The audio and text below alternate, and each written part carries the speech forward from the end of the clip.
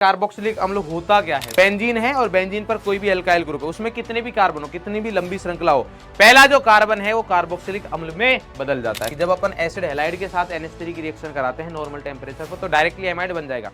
But hello दोस्तों, स्वागत है आप सभी का फिजिक्स वाला की दुनिया में। मैं हूं मोहन सिंह और आज मैं आप सभी के लिए लेके आए बेटा माइंड मैप सीरीज में हमारे पास कार्बोक्सिलिक अम्ल एवं एमीन। कार्बोक्सिलिक अम्ल जो है वैसे वो एनसीईआरटी में एल्डिहाइड एवं कीटोन के साथ दे रखा है, बट अपन ने यहां पर लिया है एमीन के साथ में। उसका कारण यह है कि एल्डिहाइड कीटोन एक खुद में बड़ा पार्ट है तो माइंड मैप बड़ा हो जाता और एमीन एक छोटा चैप्टर है तो एमीन के साथ में ले लिया जिससे कि माइंड मैप बहुत बड़ा ना हो। क्लियर है? तो यहां पर अपन ये दोनों चैप्टर एक साथ डिस्कस करने वाले हैं। बहुत ही इंपॉर्टेंट है एग्जाम के पॉइंट ऑफ व्यू से, चाहे आप नीट के एग्जाम को लीजिए चाहे आप बोर्ड्स के एग्जाम को लीजिए, आप दोनों के ही जब आपको चैप्टर रिवाइज करना हो तो यहां से बहुत ही आराम से इसको रिवाइज कर सकते हो। क्लियर है? साथ ही साथ में शॉर्ट नोट्स बनाने के लिए आपको जो भी इंपॉर्टेंट पॉइंट्स होते हैं, जो भी नेम रिएक्शन है, सारी यहां पर आ जाएंगी। क्लियर है? तो चलिए भाई स्टार्ट करते हैं अपन। यहां पर हम जो डिस्कस करेंगे वो कौन कौन सी रिएक्शन है यहां पर डिस्कस करने वाले हैं। सबसे पहले अपन बात करेंगे कार्बोक्सिलिक अम्ल के बारे में, मतलब कार्बोक्सिलिक अम्ल का विरचन विरचन यानी कि प्रिपरेशन, फिर उसकी रासायनिक अभिक्रियाएं आएंगी। उसके बाद हम बात करेंगे एमीन का विरचन और फिर हमारे पास एमीन की रासायनिक अभिक्रियाएं आएंगी। ये सारी बातें अपन यहां पर डिस्कस करने वाले हैं। तो चलिए भाई स्टार्ट करते हैं। सबसे पहले हमारे पास बात आती है कि कार्बोक्सिलिक अम्ल होता क्या है। तो कार्बोक्सिलिक अम्ल किसको बोलते हैं? देखिए यहां पर दो पॉइंट इंपॉर्टेंट आते हैं। पहला पॉइंट हमारे पास ये है कि जब आप कार्बोक्सिलिक अम्ल की बात करोगे तो कार्बोक्सिलिक अम्ल होता है RC double bond OOH। Clear? तो यहां पर हम बात करें तो कार्बोक्सिलिक अम्ल में हमारे पास अनुनाद मिलता है। तो जब आप अनुनादी संरचना बनाओगे इसकी तो यहां पर ये बंध इधर टूटेगा क्योंकि ऑक्सीजन मोर अधिक विद्युत ऋणी है, तो यहां पर आएगा RC, ये आ गया O पर माइनस, ये आ गया द्विबंध, ये आ गया O, ये आ गया H और यहां पर कौन सा चार्ज आ जाएगा? प्लस। क्लियर? तो अब इंपॉर्टेंट बात यह है कि अगर आपसे पूछा जाए कि कार्बोक्सिलिक अम्ल में अगर मैं इस बंध लंबाई को A, कार्बन ऑक्सीजन इस बंध लंबाई को A और इस बंध लंबाई को B बोलूं तो मैं यहां पर बोलूंगा कि बंध लंबाई जो है वो हमारे पास A और B जो है उसमें से A बड़ी होगी किससे? B से, क्योंकि जब ये हम अनुनादी संरचना बना रहे हैं तो ये दोनों अनुनादी संरचनाएं समान नहीं है। क्यों? क्योंकि यहां पर ये कैसी हमारे पास उदासीन है, जबकि यहां पर मतलब कोई भी चार्ज नहीं है, यहां पर माइनस और प्लस है, तो इस वजह से हमारे पास इसकी जो स्थायित्व है वो कम है कंपेयर टू इसके, और इसलिए हमारे पास इसमें एकल बंध के लक्षण ज्यादा है और इसमें द्विबंध के लक्षण ज्यादा है, और जिसमें द्विबंध के लक्षण ज्यादा रहते हैं उसकी बंध लंबाई कम रहती है। ये तो बात की अपन ने कार्बोक्सिलिक अम्ल में। अब अगर मान लीजिए मैं इसमें से H निकाल देता हूं और कार्बोक्जिलेट आयन की बात करता हूं, तो कार्बोक्जिलेट आयन की अगर बात करेंगे तो वहां पर आएगा हमारे पास RC डबल बॉन्ड O और ये आ गया O माइनस। अब यहां पर अगर मैं इसके अनुनाद की बात करूं तो आप देखोगे कि जब यहां पर अपन अनुनाद कर रहे हैं तो ये O पर माइनस है तो ये बॉन्ड ऐसे जाएगा, जब ये बॉन्ड ऐसे घूमेगा तो RC, O पर आ गया माइनस, यहां से ऐसे प्लस माइनस, ये आ गया द्विबंध, ये क्या आ गया हमारे पास? द्विबंध। तो यहां पर देखोगे कि ये दोनों जो संरचना है इन दोनों का अस्तित्व क्या है? स्थायित्व बराबर है। स्थायित्व बराबर है तो जो हमारे पास रेजोनेंस हाइब्रिड जो होता है, रेजोनेंस हाइब्रिड जो होता है हमारे पास, अगर इसमें बंध लंबाई A और इसमें B बोलूं तो रेजोनेंस हाइब्रिड में इन दोनों का ही योगदान बराबर रहने वाला है। अनुनादी संकर जो होता है उसमें दोनों का योगदान क्या रहेगा? बराबर रहेगा, और इसलिए यहां पर जो बंध लंबाई है A और B इक्वल रहने वाली है। तो ध्यान रखिएगा कार्बोक्सिलिक अम्ल में A और B जो बंध लंबाई है, दोनों कार्बन ऑक्सीजन बंध है वो बराबर नहीं होते हैं, बट जब कार्बोक्सिलेट आयन की बात करते तो बराबर होते हैं। क्लियर है? अब अपन बात करते हैं इसके विरचन की अभिक्रिया। तो कार्बोक्सिलिक अम्ल का विरचन की अगर बात करेंगे तो मैक्सिमम अपन सभी अभिक्रियाएं पढ़ चुके हैं, मैक्सिमम सभी अभिक्रिया क्या कर चुके हैं? अपन पढ़ चुके हैं, बस रिवीजन टाइप का ही होगा। पहला है हमारे पास प्राथमिक एल्कोहल एवं एल्डिहाइड से। तो प्राथमिक एल्कोहल की अगर मैं बात करूं तो बहुत ही सिंपल है कि RCH2OH, ये हमारे पास प्राथमिक एल्कोहल है। अगर मैं इसकी रिएक्शन कर रहा हूं स्ट्रॉन्ग ऑक्सीडाइजिंग एजेंट, जो कि अपन ने एल्कोहल वाले चैप्टर में पढ़े हुए हैं कि स्ट्रॉन्ग ऑक्सीडाइजिंग एजेंट कौन से होते हैं, तो SOA स्ट्रॉन्ग ऑक्सीडाइजिंग एजेंट के साथ अपन करवाएंगे प्रबल ऑक्सीकारक के साथ, तो ये इसको किस में कन्वर्ट कर देगा? RCOOH, जिसमें हमारे पास जोन समीकरण आता है, KMNO4 आता है, K2CR2 आता है, या CrO3 प्लस H2O आता है। ये सब क्या हमारे पास? प्रबल ऑक्सीकारक है। सेम चीज अपन यहां पर करेंगे कि अगर हमारे पास RC डबल बॉन्ड OH है, ये पिछले चैप्टर में अपन ने बात की है, तो अगर इसका भी अपन ऑक्सीकरण करें तो एल्डिहाइड का ऑक्सीकरण आसानी से हो जाता है, और यहां पर क्या बनेगा? C double bond O OH बनेगा। क्लियर। इसमें जैसे हमारे पास टोलन अभिकर्मक आ गया, फेलिंग अभिकर्मक आ गया, है ना, तो ये सब भी क्या कर देते हैं, इनको इजीली ऑक्सीडाइज कर देते हैं किसमें, कार्बोक्सिलिक अम्ल में। क्लियर है। नेक्स्ट हमारे पास आता है एल्किल बेंजीनो से। तो एल्किल बेंजीनो से हमारे पास बहुत ही अच्छी अभिक्रिया है ये, कि आप बेंजीन है और बेंजीन पर कोई भी एल्काइल ग्रुप है, उसमें कितने भी कार्बन हो, कितनी भी लंबी श्रृंखला हो, पहला जो कार्बन है वो कार्बोक्सिलिक अम्ल में बदल जाता है। कैसे, मान लीजिए हमारे पास ये दे रखा है, यहां पर ये बेंजीन है, अगर मान लीजिए आपके पास एक भी दे रखा है और इसकी रिएक्शन आपने KMnO4 के साथ करवा दी, या K2CR2 भी हो सकता है, तो अगर आप इसकी रिएक्शन KMnO4 के साथ करवा रहे हो तो ये क्या करेगा, इसको कार्बोक्सिलिक अम्ल में बदल देगा, मतलब बेंजीन एज इट इज, और यहां पर क्या जाएगा, C double bond O OH, ये आ गया। क्लियर है। जरूरी नहीं कि यहां पर एक ही कार्बन हो, एक से ज्यादा हो, तब भी हमारे पास यही होता है। मान लीजिए हमारे पास ऐसा दे रखा है, देखिए ये बेंजीना, ये मतलब मिथाइल आ गया, यहाँ पर इथाइल है, मान लेते हैं यहाँ पर हमारे पास प्रोपाइल ऐसे दे रखा है। क्लियर है। अगर ऐसे भी आ गया, इसके भी अपन अगर वही सेम KMnO4 की रिएक्शन करवाते हैं तो यहाँ पर भी क्या होगा, हमारे पास वही सेम, जहां जहां पर आपको एल्काइल ग्रुप दे रखा है, एल्किल समूह दे रखा है, उसको पहले कार्बन को ये COH में, यहां से जो यहां जुड़ा हुआ है ये क्या आ गया, COH, और यहां पर भी क्या आ जाएगा, ये कार्बन किस में बदल जाएगा, COOH में। जरूरी नहीं है कि ये अल्टरनेट ही हो, यहां पर भी हो सकता था तो वो भी COH में बदल जाता। क्लियर है। ध्यान रखना कि अगर हमारे पास ये दे रखा है 3 डिग्री हो, 3 डिग्री मतलब यहां पर अगर हमारे पास ऐसा दे रखा है और इसकी आप KMnO4 के साथ अभिक्रिया कराओगे तो रिएक्शन नहीं होगी, मतलब अगर यहाँ पर हाइड्रोजन नहीं है तो।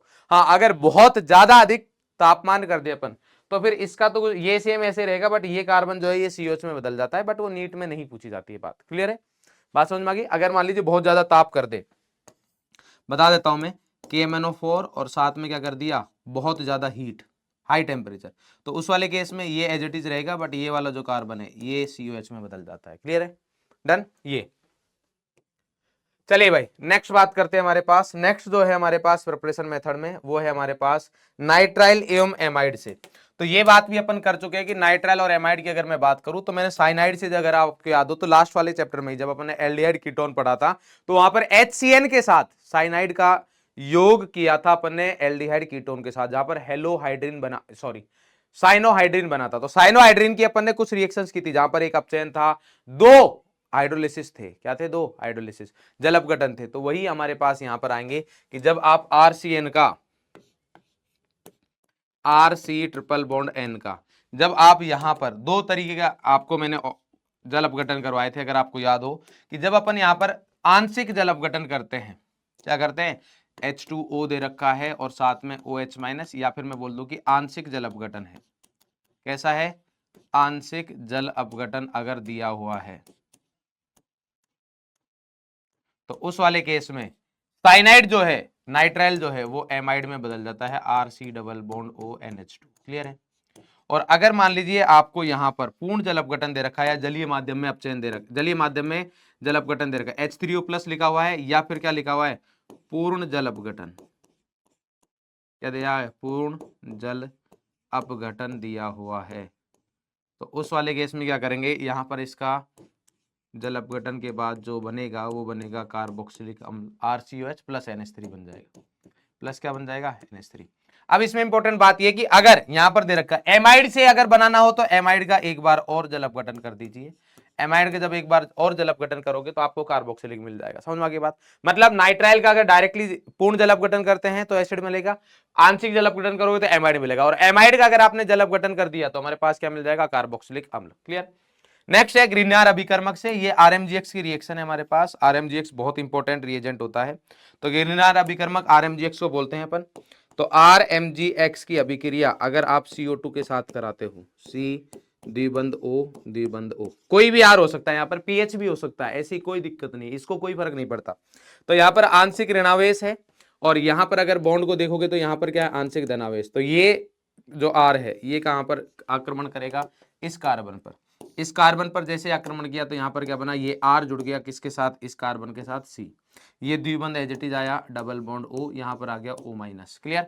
और साथ में क्या है, MgX। अब इसका क्या करा दो, H2O के साथ रिएक्शन कराओगे, तो जैसे ही आपने H2O के साथ रिएक्शन कराई तो बनेगा क्या, यहाँ पर कार्बोक्सिलिक अम्ल बन जाएगा, RC double bond O OH। तो ये क्या बन गया हमारे पास, कार्बोक्सिलिक अम्ल। मतलब जितने R में कार्बन होंगे उससे एक ज्यादा कार्बन चाहिए हो और आपको कार्बोक्सिलिक अम्ल चाहिए हो, तो क्या करोगे कि RMGX की अभिक्रिया CO2 के साथ करा दोगे, तो एक कार्बन, ये वाला कार्बन क्या आ जाता है, एक्स्ट्रा आ जाएगा। क्लियर है? तो यहां से अपन को क्या मिल जाएगा, ग्रीनर अभिकर्मक से अपन बना सकते हैं। क्लियर? नेक्स्ट हमारे पास एसिल हैलाइड AO और एनहाइड्राइड से, तो ये सेम वही रिएक्शन है, इसमें कुछ नया नहीं है। जैसे अपन ने नाइट्राइल के साथ किए वैसे ही सेम होगा, या फिर अपन जैसे एस्टर के साथ भी करते हैं। यहां पर तीनों जो अभिक्रियाएं आएंगी वो सेम ही आएंगी। कैसे? एसिल हैलाइड की अगर मैं बात करूं तो देखो, RC डबल बॉन्ड OCl, अगर मैं इसकी अभिक्रिया कराता हूं H2O के साथ, किसकी अभिक्रिया करवाई, किसके साथ करवाई, H2O के साथ करवाई। वैसे ये उत्क्रमणीय अभिक्रिया होती है, तो यहां पर जब अभिक्रिया कराओगे तो क्या देखो, ये यहां से जाएगा और RC डबल बॉन्ड OH लग जाएगा। उसका रीजन क्या है, क्योंकि Cl अच्छा लीविंग ग्रुप है, निष्कासित समूह अच्छा है, जितना अच्छा निष्कासित समूह होगा उतना इजीली रिएक्शन हो जाएगी। क्लियर है? OH के कंपेयर में Cl अच्छा लीविंग ग्रुप है, इसलिए अभिक्रिया हो जाएगी। सेम चीज आप एनहाइड्राइड के साथ देखोगे, RC double bond OC double bond O और यहां पर आ गया R। इसकी अभिक्रिया भी जब आप H2O के साथ करवाओगे, तो H2O के साथ अभिक्रिया करवाने पर अब देखिए, कहीं से भी तोड़ लीजिए आप, या तो इस CO को तोड़ ला, इस CO को तोड़, मान लीजिए इसको तोड़ा, तो इस कार्बन के ऊपर आंशिक धनावेश, इसके ऊपर आंशिक ऋणावेश। H2O में से अब जिसके पास धनावेश आ रहा है उसको ऋणावेश वाला पार्ट, और जिसके पास ऋणावेश आ रहा है उसके पास प्लस वाला पार्ट। तो ये भी कार्बोक्सिलिक बन गया, ये भी कार्बोक्सिलिक बन गया। तो यहां पर क्या मिल जाएगा, RC डबल बॉन्ड OH के दो मॉलिक्यूल। अगर मान लीजिए ये R अलग हुआ इस R से, तो यहां पर RCOH प्लस R-COH लिख देंगे। इंपॉर्टेंट बात क्या है कि यहां पर भी रिएक्शन क्यों हो रही है, क्योंकि यहां पर भी अगर आप लिविंग ग्रुप को देखोगे, यहां पर भी अगर आप निष्कासित समूह को देखोगे, तो निष्कासित समूह ये वाला पार्ट है, कौन सा, RC double bond O minus, जो कि अच्छा निष्कासित समूह है किसके कंपेयर में, OH के कंपेयर में। अगर अपन बात करेंगे यहां पर, क्यों, क्योंकि यहां पर ये का RCO माइनस है, RCO माइनस अम्ल का एनायन है, ऋणायन है, ये कार्बोक्सिलिक अम्ल का ऋणायन है। तो ये गंदा बेस है, वीक बेस है, दुर्बल क्षार है, दुर्बल क्षार अच्छे निष्कासित समूह होते हैं। क्लियर है? एस्टर, एस्टर ये हमारे पास अगर आपको याद हो तो ये एस्टरीकरण जो अपन करते हैं उसका उल्टी रिएक्शन है, उसकी क्या है हमारे पास, रिवर्स रिएक्शन है, कि जब हम एस्टर की अभिक्रिया RCOOH इसके साथ करते, सॉरी RCOO R डैश इसके साथ करेंगे और साथ में आएगा हमारे पास H2O, तो यहां पर हमारे पास क्या बनेगा, वही सेम यहां से तोड़ दीजिए, तो इधर OH RC double bond OH plus R dash OH, तो वही एस कार्बोक्सिलिक अम्ल तथा वाटर वो एल्कोहल बन गया। यही एस्टरीकरण होता है कि जब कार्बोक्सिलिक अम्ल और एल्कोहल रिएक्ट करते हैं तो हमारे पास क्या मिलता है, एस्टर तथा H2O मिलेगा। क्लियर है? बात समझ में आ गई? अगर इसी अभिक्रिया को क्षारीय माध्यम में करवाए, क्षारीय माध्यम में अगर करवाई जाए, तो क्षारीय माध्यम में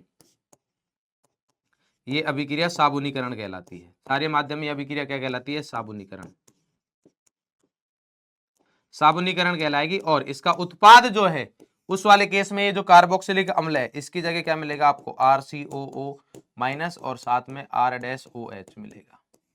क्यों मिलेगा ये, क्योंकि ये क्षारीय माध्यम हो रहा है, तो ये जो अम्लीय हाइड्रोजन है ये नहीं रहेगा हमारे पास और इसका लवण रहेगा यहाँ पर RCOO माइनस। क्लियर है? चलिए नेक्स्ट अगर मैं अभिक्रिया की बात करूं हमारे पास, तो अब हमारे पास प्रिपरेशन मेथड हो गए हैं, अब आते हैं हमारे पास भौतिक गुण। क्या है भौतिक गुण? भौतिक गुण में अगर बात करें तो ये बात मैंने आपको पहले भी बताई है अल्कोहल वाले चैप्टर में, अगर आपको याद हो तो फिर से आपको याद दिला देता हूं आपको कि हमारे पास जो कार्बोक्सिलिक अम्ल होते हैं उनका जो क्वथनांक है वो समतुल्य अणुभार वाले सभी क्रियात्मक समूह वाले यौगिकों से ज्यादा रहता है। तो कार्बोक्सिलिक अम्लों के क्वथनांक समतुल्य आणविक द्रव्यमान वाले एल्डिहाइड, कीटोनों, यहां तक कि एल्कोहलों से भी अधिक होता है। और इसका कारण क्या है, इसका कारण क्या है, इसका कारण है अधिक व्यापक अंतर आणविक हाइड्रोजन आबंधन द्वारा संगुणन के कारण उत्पन्न होता है। किसके कारण उत्पन्न होता है, ये बहुत स्ट्रॉन्ग हाइड्रोजन बॉन्डिंग होती है। इसीलिए इसीलिए हमारे पास अधिकांश कार्बोक्सिलिक अम्ल जो होते हैं वो वाष्प प्रावस्था में यानी कि गैसीय अवस्था में या फिर एप्रोटिक विलायकों में जो H+ नहीं देते हैं, विलायकों में हाइड्रोजन आबंधित द्वितीय, द्वितीय मतलब दो अणु जुड़े रहते हैं। कैसे, यहां पर देखिए ये हमारे पास है RC द्विबंध O, यहां पर आ गया OH, ये एक कार्बोक्सिलिक अम्ल का अणु है। दूसरा अगर अणु की बात करूं मैं तो C द्विबंध O, यहां पर आ गया R, ये आ गया O और यहां पर आ गया H। अगर मैं इन दोनों की बात करूं तो यहां पर क्या आएगा, ये क्या है हमारे पास H बंद। तो इस H स्ट्रॉन्ग H बंद की वजह से, इस स्ट्रॉन्ग H बंद की वजह से हमारे पास ऐसा होता है, द्विलक की फॉर्म में जुड़े होते हैं। क्लियर है? हाँ, अगर मान लीजिए जलीय माध्यम में बात करोगे तो वहां पर नहीं होगा, इसलिए यहाँ पर एप्रोटिक विलायक के वाष्पावस्था में है। क्लियर? क्योंकि वाटर के साथ क्या होगा, जल के साथ ये खुद एक कार्बोक्सिलिक अम्ल का अणु जो है वो जल के साथ भी हाइड्रोजन बॉन्डिंग बना सकता है, जो कि ज्यादा स्ट्रॉन्ग रहता है, इसलिए वहां पर ये इस अवस्था में नहीं रहता है। क्लियर? अब आते हैं अपन इसके रासायनिक गुणों के बारे में। तो रासायनिक गुणों के बारे में अगर मैं बात करूं तो हमारे पास सबसे पहले रासायनिक गुण में आता है अम्लता। अम्लता यानी कि एसिडिटी या एसिडिक स्ट्रेंथ, और ये चीज अपन ऑलरेडी पढ़ चुके हैं, ये अपन जियोसिम पढ़ चुके हैं। तो मैं आपको बस थोड़ा सा याद दिला देता हूं कि हमारे पास एसिडिटी क्या होती है कि अम्लीय सामर्थ्यता, अम्लीय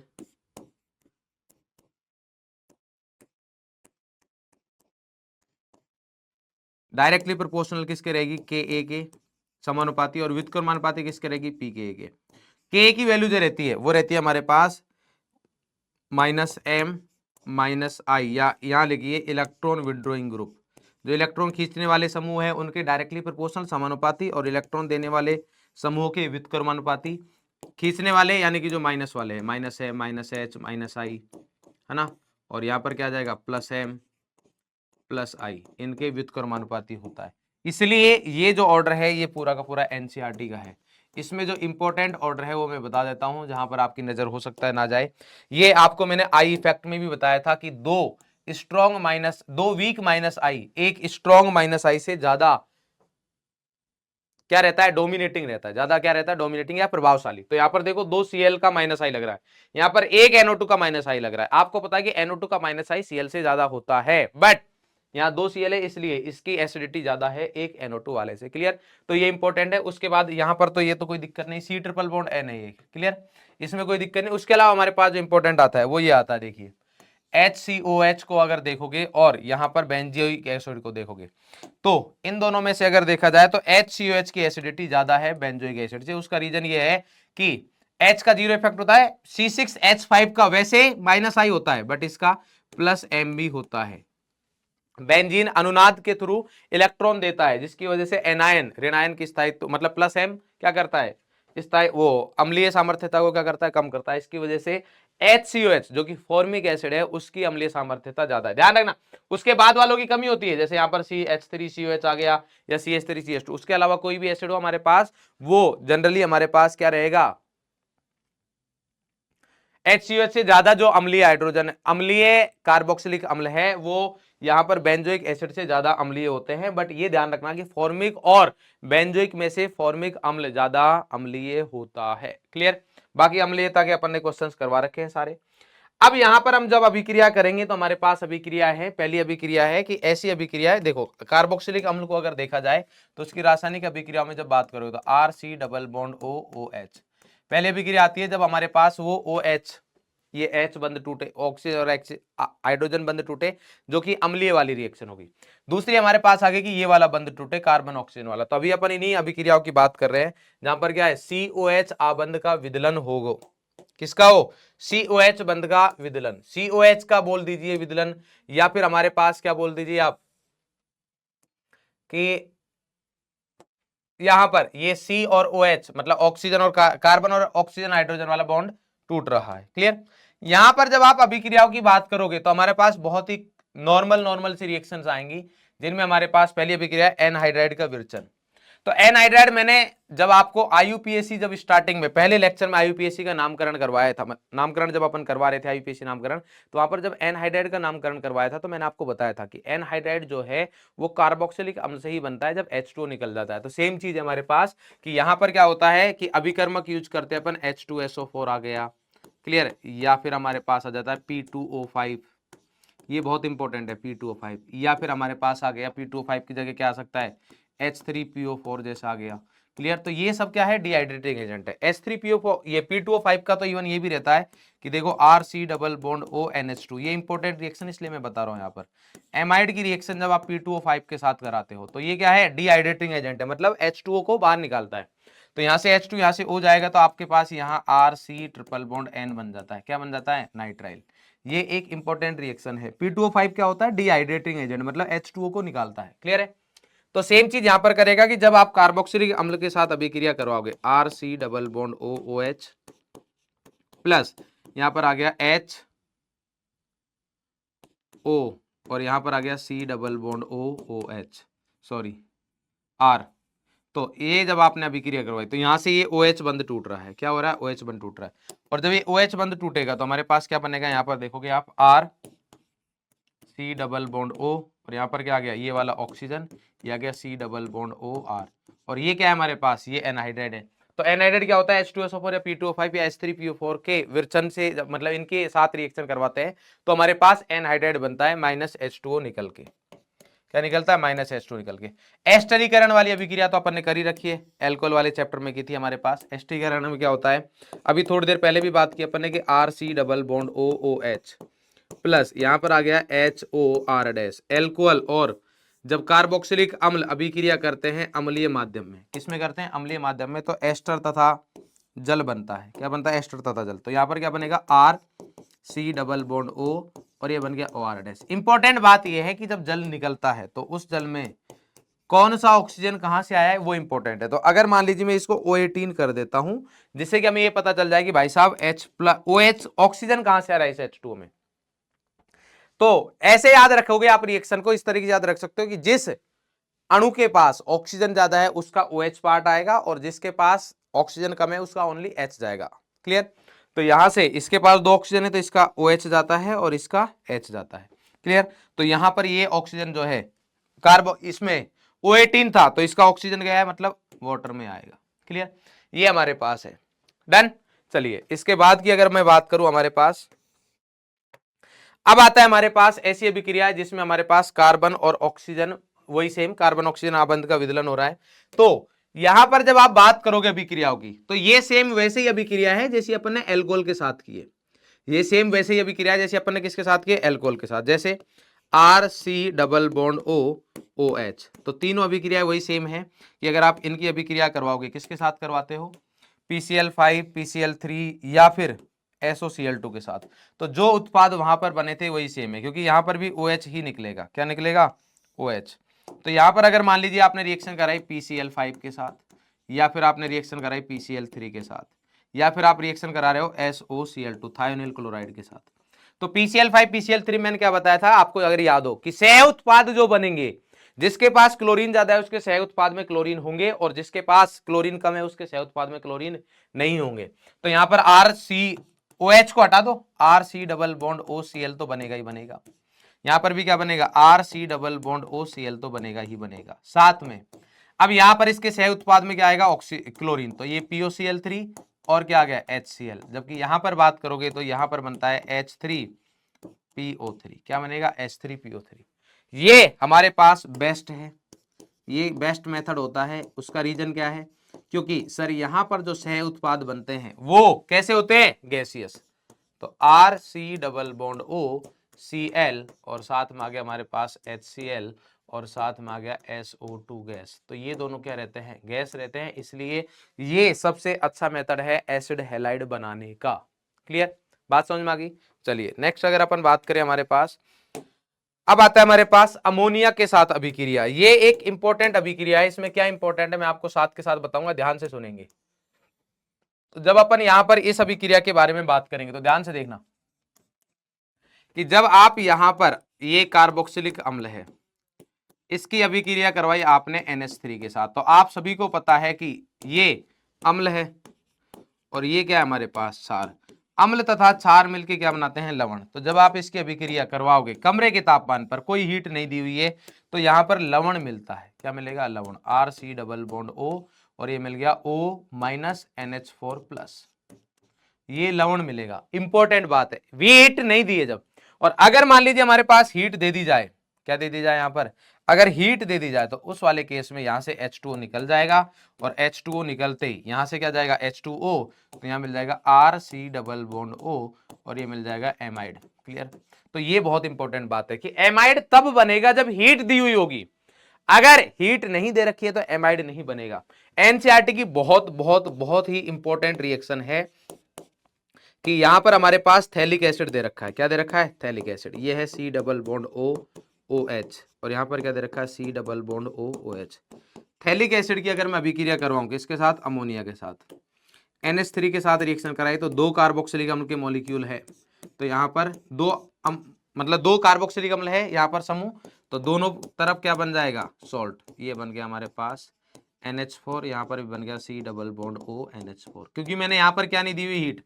अगर हीट दी हुई होती तो डायरेक्ट रिएक्शन हो जाता। और भी एक तरीका है डायरेक्ट बनाने का, यहाँ पर देखो जब मैं RCOH के साथ NH3 की रिएक्शन करा रहा हूं तो यहाँ पर लवण बन रहा है, बट यहीं पर अगर मान लीजिए मैं अच्छा लीविंग ग्रुप बना, क्योंकि OH तो अच्छा लीविंग ग्रुप है नहीं, बट अगर यहां पर मैं Cl लगा देता हूं और देन मैं NH3 की रिएक्शन कराता हूं और यहां पर कोई हीट नहीं दे रहा हूं, ध्यान रखिएगा, तो ये अच्छा, बहुत अच्छा लीविंग ग्रुप है, इसलिए तुरंत निकल जाता है और यहां पर RCONH2 बनेगा। क्या बनेगा, NH2। तो ये एक इंपॉर्टेंट बात है कि जब अपन एसिड हैलाइड के साथ NH3 की रिएक्शन कराते हैं नॉर्मल टेम्परेचर पर तो डायरेक्टली एमाइड बन जाएगा, बट जब कार्बोक्सिलिक अम्ल के साथ कराते हैं तो कार्बोक्सिलिक अम्ल अम्लीय अम्ल है, ये क्षार है, तो यहां पर लवण बनेगा, जब हीट देंगे तब H2 निकलता है।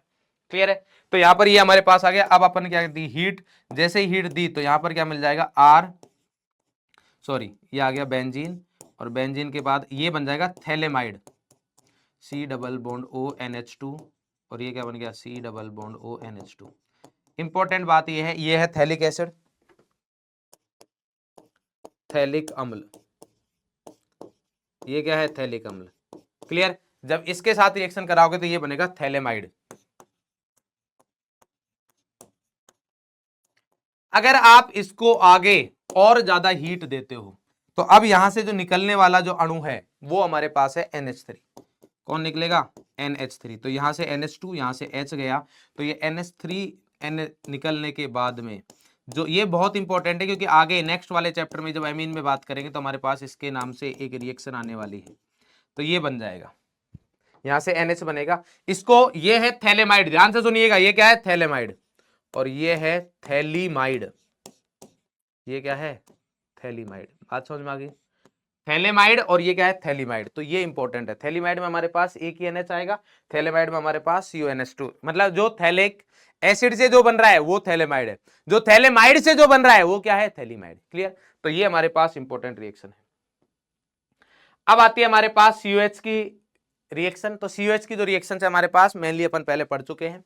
पहला आता है हमारे पास अपचयन, ये भी मैं बता चुका हूं बट आपको फिर से बता देता हूं। अपचयन के लिए अपन जो यूज करते हैं वो हमारे पास यहां पर यूज होता है, एक तो यूज होता है LiAlH4 यूज कर सकते हो आप, या फिर H2Ni यूज कर सकते हो, H2Ni हो गया, PT हो गया, PD हो गया, ये भी यूज कर सकते हो। थोड़ा ज्यादा टेम्परेचर की रिक्वायरमेंट होती है बट ये कर देता है काम। क्लियर है, या फिर एक इंपॉर्टेंट और है, वो कौन है, वो है हमारे पास BH3 THF, या फिर इसी को बोलते हैं B2H6। इसकी खास बात क्या है, ये सिर्फ और सिर्फ ओनली केवल कार्बोक्सिलिक अम्ल यानी कि RCOOH एवं RC double bond ONH2 amide को अपचयित करता है। एस्टर को भी नहीं करेगा, बाकियों को तो करेगा ही नहीं, एस्टर को भी नहीं करता है, अपचयित करता है, सिर्फ इनको करेगा। जबकि इसकी अगर बात करें अपन LiLH4 H2Ni वगैरह की, तो ये तो एस्टर, कार्बोक्सिलिक अम्ल, एमाइड, उसके बाद एल्डिहाइड, कीटोन, है ना, सबको अपचयित करके किस में भेज देते हैं, मतलब एल्डिहाइड या कीटोन में, उसमें एल्कोहल में भेज देंगे जितना हमारे पास डिग्री रहता है। तो RC डबल बॉन्ड OOH, इसकी अभिक्रिया करवाई मैंने किसके साथ, यहां पर LiLH4 ले लीजिए आप, या फिर अपन वही सेम B2H6 ले लिया मैंने, और देन अपन क्या करवा देते हैं यहाँ पर H2O के साथ अभिक्रिया, तो हमारे पास क्या मिल जाएगा अपन को, R, वही सेम, डिग्री चेंज नहीं होता है। मैंने बताया था आपको ऑक्सीकरण और अपचयन में कार्बन का जो डिग्री है वो चेंज नहीं होता है। तो कार्बोक्सिलिक अम्ल है तो यहां पर क्या मिलेगा, 1 डिग्री एल्कोहल मिलेगा। क्या मिलेगा, 1 डिग्री एल्कोहल। क्लियर, विकार्बोक्सिलीकरण में अगर आप बात करो तो अपन पहले ही पढ़ चुके हैं एल्केन चैप्टर में, मतलब हाइड्रोकार्बन वाला चैप्टर था वो पहला, सोडा लाइम। पहली अभिक्रिया कौन सी है, सोडा लाइम द्वारा, सोडा लाइम द्वारा। सोडा लाइम क्या होता है हमारे पास, NaOH प्लस CaO का मिक्सचर होता है, 3:1 में। क्लियर। यहां पर क्या होता है कि R C double bond O, O H दे रखा है या ओ एन ए दे रखा है, एच भी हो सकता है, इसके साथ soda lime NaOH plus CaO और हीट दी होती है, तो ये वाला पार्ट जाएगा, यहां पर क्या मिल जाएगा RH, मतलब एक कम कार्बन का एल्केन मिलता है, ये वाला कार्बन जो है ये यहां से कम मिलेगा, यहां पर क्या मिल गया साथ में CO2। क्लियर।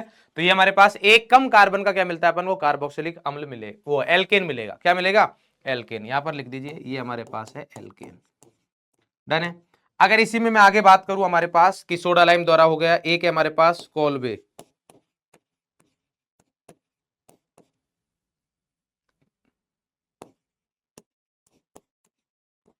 कोलबे जल अपघटन। कोलबे जल अपघटन में क्या होता है हमारे पास कि यहां पर RC डबल बॉन्ड ONA का अगर अपन इलेक्ट्रोलाइसिस करवाते हैं, क्या करवाते हैं, इलेक्ट्रोलाइसिस, तो यहां पर आ गया H2O। क्लियर। और साथ में दे रखा है इलेक्ट्रोलाइसिस करवाया हुआ है, क्या करवाया, इलेक्ट्रोलाइसिस, तो यहां पर क्या मिलता है अपन को RR plus CO2 plus H2 और साथ में अगर Na दे रखा है तो यहां पर क्या मिल जाएगा NaOH। ये सब भी अपन करवाए, तो यहां पर क्या होगा कि ये एल्किल समूह में जितने कार्बन होंगे उसके डबल कार्बन का एल्केन मिलेगा। ध्यान रखना ये CO2 में चला जाएगा, बट जितने आर में जितने कार्बन है उसके डबल का मिलेगा। क्लियर है। इसीलिए अपन इस वाली विधि से एल्केन बनाते हैं तो ये बोलते हैं कि मीथेन नहीं बनाया जा सकता, क्यों, क्योंकि कम से कम 2 कार्बन का एल्केन बनता है। ये सारी चीजें अपन करवा चुके हैं ना। एक और है हमारे पास beta keto acid, beta keto अम्ल को जब अपन हीट करते हैं तो यहां पर क्या आता है R C double bond O CH2, ये दे रखा है C double bond O OH, इसको हीट करना है तो देखो ये COH, ये अल्फा, ये बीटा, बीटा पर क्या है CO, तो इसको जब हीट करते तो यहां से CO2 निकल जाएगा, CO2 निकलेगा तो क्या मिलेगा R C double bond O और ये CO2 निकल गया तो ये क्या बन गया CH3, तो ये हमारे पास मिल जाएगा। क्लियर है, बात समझ में आ गई। तो ये हमारे पास यहां पर अभिक्रिया है। लास्ट हमारे पास यहां पर देखा जाए तो हाइड्रोकार्बन भाग में, जैसा कि मैंने आपको बताया कि RCOH है, तो RCOOH में अपन ने क्या बात कर ली है, पहला अपन ने बात की कि OH बॉन्ड टूटे अम्लीय वाली, फिर उसके CO बॉन्ड टूटे, फिर अपन ने इस पूरे समूह की बात कर ली। अब बात करेंगे इसकी, तो यहां पर हमारे पास ये बहुत इंपॉर्टेंट रिएक्शन है, हेल-फोलार्ड-जेलेंस्की रिएक्शन। क्लियर। तो ये हमारे पास इंपॉर्टेंट इसलिए क्योंकि नेम रिएक्शन है, ये बोर्ड और एनसीईआरटी दोनों, मतलब बोर्ड और नीट दोनों के लिए बहुत बहुत बहुत इंपॉर्टेंट है। तो यहां पर जब आप बात करोगे तो इसके लिए शर्त ये है, इस अभिक्रिया ये तभी होगी जब कम से कम एक अल्फा हाइड्रोजन होना चाहिए, कम से कम एक अल्फा हाइड्रोजन उपस्थित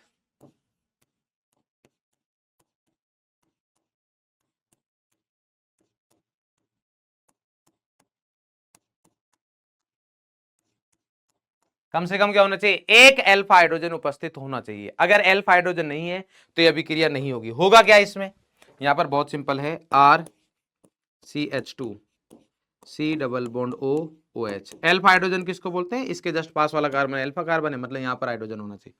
इसकी अभिक्रिया आप अगर रेड फॉस्फोरस, लाल फॉस्फोरस के साथ कराते हो और साथ में X2 है, X2 क्या हो सकता है, Cl हो सकता है, Br हो सकता है, और देन बाद में क्या करा दोगे आप H2O के साथ, तो यहां पर ये जो अल्फा हाइड्रोजन है ये हेलोजन से रिप्लेस हो जाता है और इसको क्या बोलेंगे, अल्फा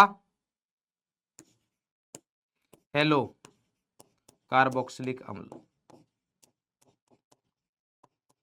अम्ल, अब एसिड लिख देता हूं मैं। Clear.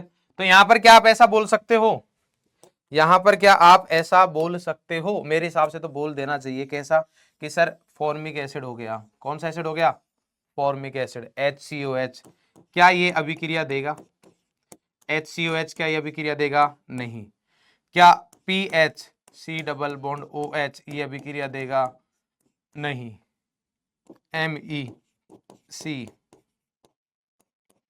MEC double bond OH क्या ये अभिक्रिया देगा, नहीं। क्यों, क्योंकि इनमें से किसी के पास भी अल्फा हाइड्रोजन नहीं है।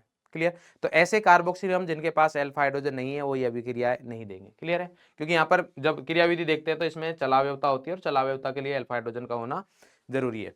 नेक्स्ट अगर अपन बात करें तो हमारे पास आता है वलय प्रतिस्थापन। वलय प्रतिस्थापन मतलब एरोमेटिक कार्बोक्सिलिक अम्ल की बात हो रही है। तो एरोमेटिक कार्बोक्सिलिक अम्ल में वही अभिक्रिया है जो अपन अभी तक बात करते हैं कि ये दे रखा है C डबल बॉन्ड OH। तो आप सभी को पता है कि C डबल बॉन्ड OH की अगर बात करोगे तो इसका जो यहां पर बात करेगी कौन सा प्रभाव दर्शाता है तो -M। तो -M प्रभाव दर्शाता है तो इसलिए हमारे पास क्या होगा, मेटा डायरेक्टिंग होगा। क्या होगा हमारे पास, मेटा डायरेक्ट। तो यहां पर मान लीजिए FeX2 की अभिक्रिया करवाई आपने, तो यहां पर क्या मिलेगा, मेटा उत्पाद मिलेगा। क्या मिलेगा, मेटा उत्पाद, C डबल बॉन्ड OH और यहां पर क्या आ गया हमारे पास X, क्लियर। यहीं पर सेम अगर मान लीजिए HNO3H2SO4 की अभिक्रिया कराता हूं नाइट्रीकरण, तो इसमें भी क्या होगा हमारे पास, ये आ गया C डबल बॉन्ड OH और यहां पर क्या मिलेगा NO2। अगर आपसे पूछा जाए कि क्या ये फ्रेडेल क्राफ्ट अभिक्रिया देंगे, कार्बोक्सिलिक अम्ल जो है क्या ये फ्रेडेल क्राफ्ट अभिक्रिया देगा, अगर आपसे ये पूछा जाए कि यहाँ पर FCR, तो भाई साहब ये नहीं देते हैं। क्यों, क्योंकि इसका स्ट्रॉन्ग मतलब -M है, साथ ही साथ में यहाँ पर ये लुईस अम्ल जो दिया जाता है कार्बोक्सिलिक अम्ल में उसके साथ अभिक्रिया करके और भी ज्यादा क्या हो जाता है, इलेक्ट्रॉन मतलब डीएक्टिवेटिंग ग्रुप, निष्क्रिय समूह बन जाता है, जिससे बेंजीन पर पॉजिटिव चार्ज बढ़ जाएगा और ये अभिक्रिया नहीं देगा फ्रेडेल क्राफ्ट, क्लियर है। तो ये हमारे पास इंपॉर्टेंट बात थी यहाँ पर, मेरे हिसाब से इसमें कोई दिक्कत नहीं होनी चाहिए। अब आता है हमारे पास सेकंड पार्ट जो कि है हमारे पास एमीन। तो चलिए भाई बात करते हैं अपन एमीन के बारे में। तो अगर मैं एमीन के बारे में यहां पर बात करूं, इसके बारे में बात करें अपन, अगर एमीन के बारे में बात करें तो एमीन में सबसे पहले अपन एमीन का विरचन देखते हैं। तो एमीन के विरचन की जो अभिक्रिया है उनमें हमारे पास कुछ इंपॉर्टेंट अभिक्रियाएं आएंगी। यहां पर एमीन के अगर मैं विरचन की अभिक्रियाओं की बात करूंगा तो हमारे पास यहां पर कुछ इंपॉर्टेंट आने वाली है। एमिनो का विरचन की अगर बात करें तो एमिनो का विरचन पहला है हमारे पास, एमिनो का विरचन में क्या दे रखा है, नाइट्रो यौगिकों का अपचयन, नाइट्रो दे रखा है हमारे पास, नाइट्रो यौगिक जैसे हमारे पास दे दिया ये NO2। तो NO2 की जब आप अभिक्रिया कराओगे SN प्लस HCl आ गया या फिर Fe प्लस HCl आ गया, तो इनके साथ जब आप अभिक्रिया करवाओगे तो हमारे पास क्या होता है, ये सब NO2 को किस में बदल देते हैं, NH2 में बदल देंगे। इसके साथ साथ या यहाँ पर दिया जा सकता है क्या, H2 के साथ में PD दे रखा है, PT दे रखा है, Ni दे रखा है, इनके साथ भी है, क्लियर। इसमें से जो सबसे बेस्ट रहता है वो कौन सा रहता है, ये सर्वोत्तम माना गया है, ये हमारे पास बेस्ट है। और उसका रीजन ये है कि जब अभिक्रिया होती है तो उसके बाद में जो हमारे पास FeCl3 बनता है वो FeCl3 का जल अपघटन होता है और वापस से वो Fe मतलब हमारे पास वापस से क्या मिल जाएगा, आपको HCl मिल जाएगा। तो HCl का स्टार्टिंग में अपन बहुत कम मात्रा ले जो अभिक्रिया को स्टार्ट करवाए उतना ही सफिशियंट होता है, पर्याप्त होता है, उसके बाद वापस से अपने पास HCl बनता रहता है, इसलिए सबसे बढ़िया ये माना गया है, क्लियर है। तो ये हमारे पास यहां पर आ गया है। नेक्स्ट अगर मैं बात करूं हमारे पास नाइट्रो के अलावा, नेक्स्ट हमारे पास एमिनो के विरचन का है एल्किल हैलाइडों का अमोनी अपघटन, या यहां पर अगर मैं बात करूं तो ये एक ऐसी अभिक्रिया है जो 3 से 4 बार आ चुकी है। ये अभिक्रिया 3 से 4 बार, ये एल्किल हैलाइड में भी आई थी। तो यहां पर अपन बात करते हैं कि जब मैं एल्किल हैलाइड यानी कि RX की अभिक्रिया करता हूं किसके साथ, NH3 के साथ, तो जब RX की अभिक्रिया NH3 के साथ करूंगा अमोनिया के साथ, तो हमारे पास होगा क्या, यहां पर X वही SN2 अभिक्रिया होगी तो X निकलेगा और क्या बन जाएगा, RNH2 बन जाएगा। एक्चुअल में यहाँ पर RNH2 नहीं बनता है, स्टार्टिंग में RNH3 प्लस और X माइनस बनता है। इसकी अभिक्रिया जब अपन क्षार के साथ कराते हैं NaOH वगैरह के साथ, तो ये यहाँ से अम्लीय हाइड्रोजन जो है उसको निकालेगा और ये बनेगा RNH2 और साथ में NaX प्लस मतलब यहाँ से H2O प्लस NaX बन जाएगा। तो ये हमारे पास बन गया है, क्लियर है। अब इंपॉर्टेंट बात ये हमारे पास बन गया 1 डिग्री एमीन, बट इस अभिक्रिया में ओनली 1 डिग्री एमीन नहीं बनता है, ओनली 1 डिग्री एमीन नहीं बनता। क्या क्या बनता है, यहां पर जब आप अभिक्रिया करवाओगे तो हमारे पास क्या क्या होगा कि ये RNH2 जो है 1 डिग्री एमीन बना, ये वापस से किसके साथ अभिक्रिया करेगा, NH3 के साथ, सॉरी वापस से किसके साथ अभिक्रिया करता है, हमारे पास RX के साथ और अभिक्रिया करेगा, मतलब अमोनिया है, अमोनिया पे हमारे पास किसने रिएक्शन की, RX ने, तो ये हमारे पास 1 डिग्री एमीन बन गया। अब अगर मान लीजिए 1 डिग्री एमीन के पास वापस से RX आया, वापस से क्या है RX, तो देखिए अब क्या होगा हमारे पास, जब NH3 के साथ रिएक्शन की तो एक H हटके एक R आ गया है, एक H हटके एक R आ गया। अब हमारे पास यहां से भी एक H हटके वापस से एक R आएगा, तो उस वाले केस में अब क्या बनेगा हमारे पास, ये बन जाएगा R2NH, 2 डिग्री, क्या बन गया 2 डिग्री। अगर वापस से इस पर क्या आ गया, वापस से अगर RX आ गया, फिर से एक H और हटके क्या बन जाएगा R3N। अगर मान लीजिए वापस से आ गया है RX, तो इस वाले केस में हमारे पास क्या बनेगा, नाइट्रोजन के पास लोन पेयर है, तो ये बन जाएगा R4N प्लस और X माइनस। अगर इसकी बात करोगे तो ये हमारे पास 4 बनेंगे। इंपॉर्टेंट बात यह है कि 1 डिग्री एमीन के लिए अपन क्या करेंगे, अगर 1 डिग्री एमीन मुझे चाहिए तो 1 डिग्री एमीन मुझे कब मिल रहा है, जब अमोनिया के साथ RX मिल रहा है, मतलब RX के साथ अमोनिया मिल रहा है।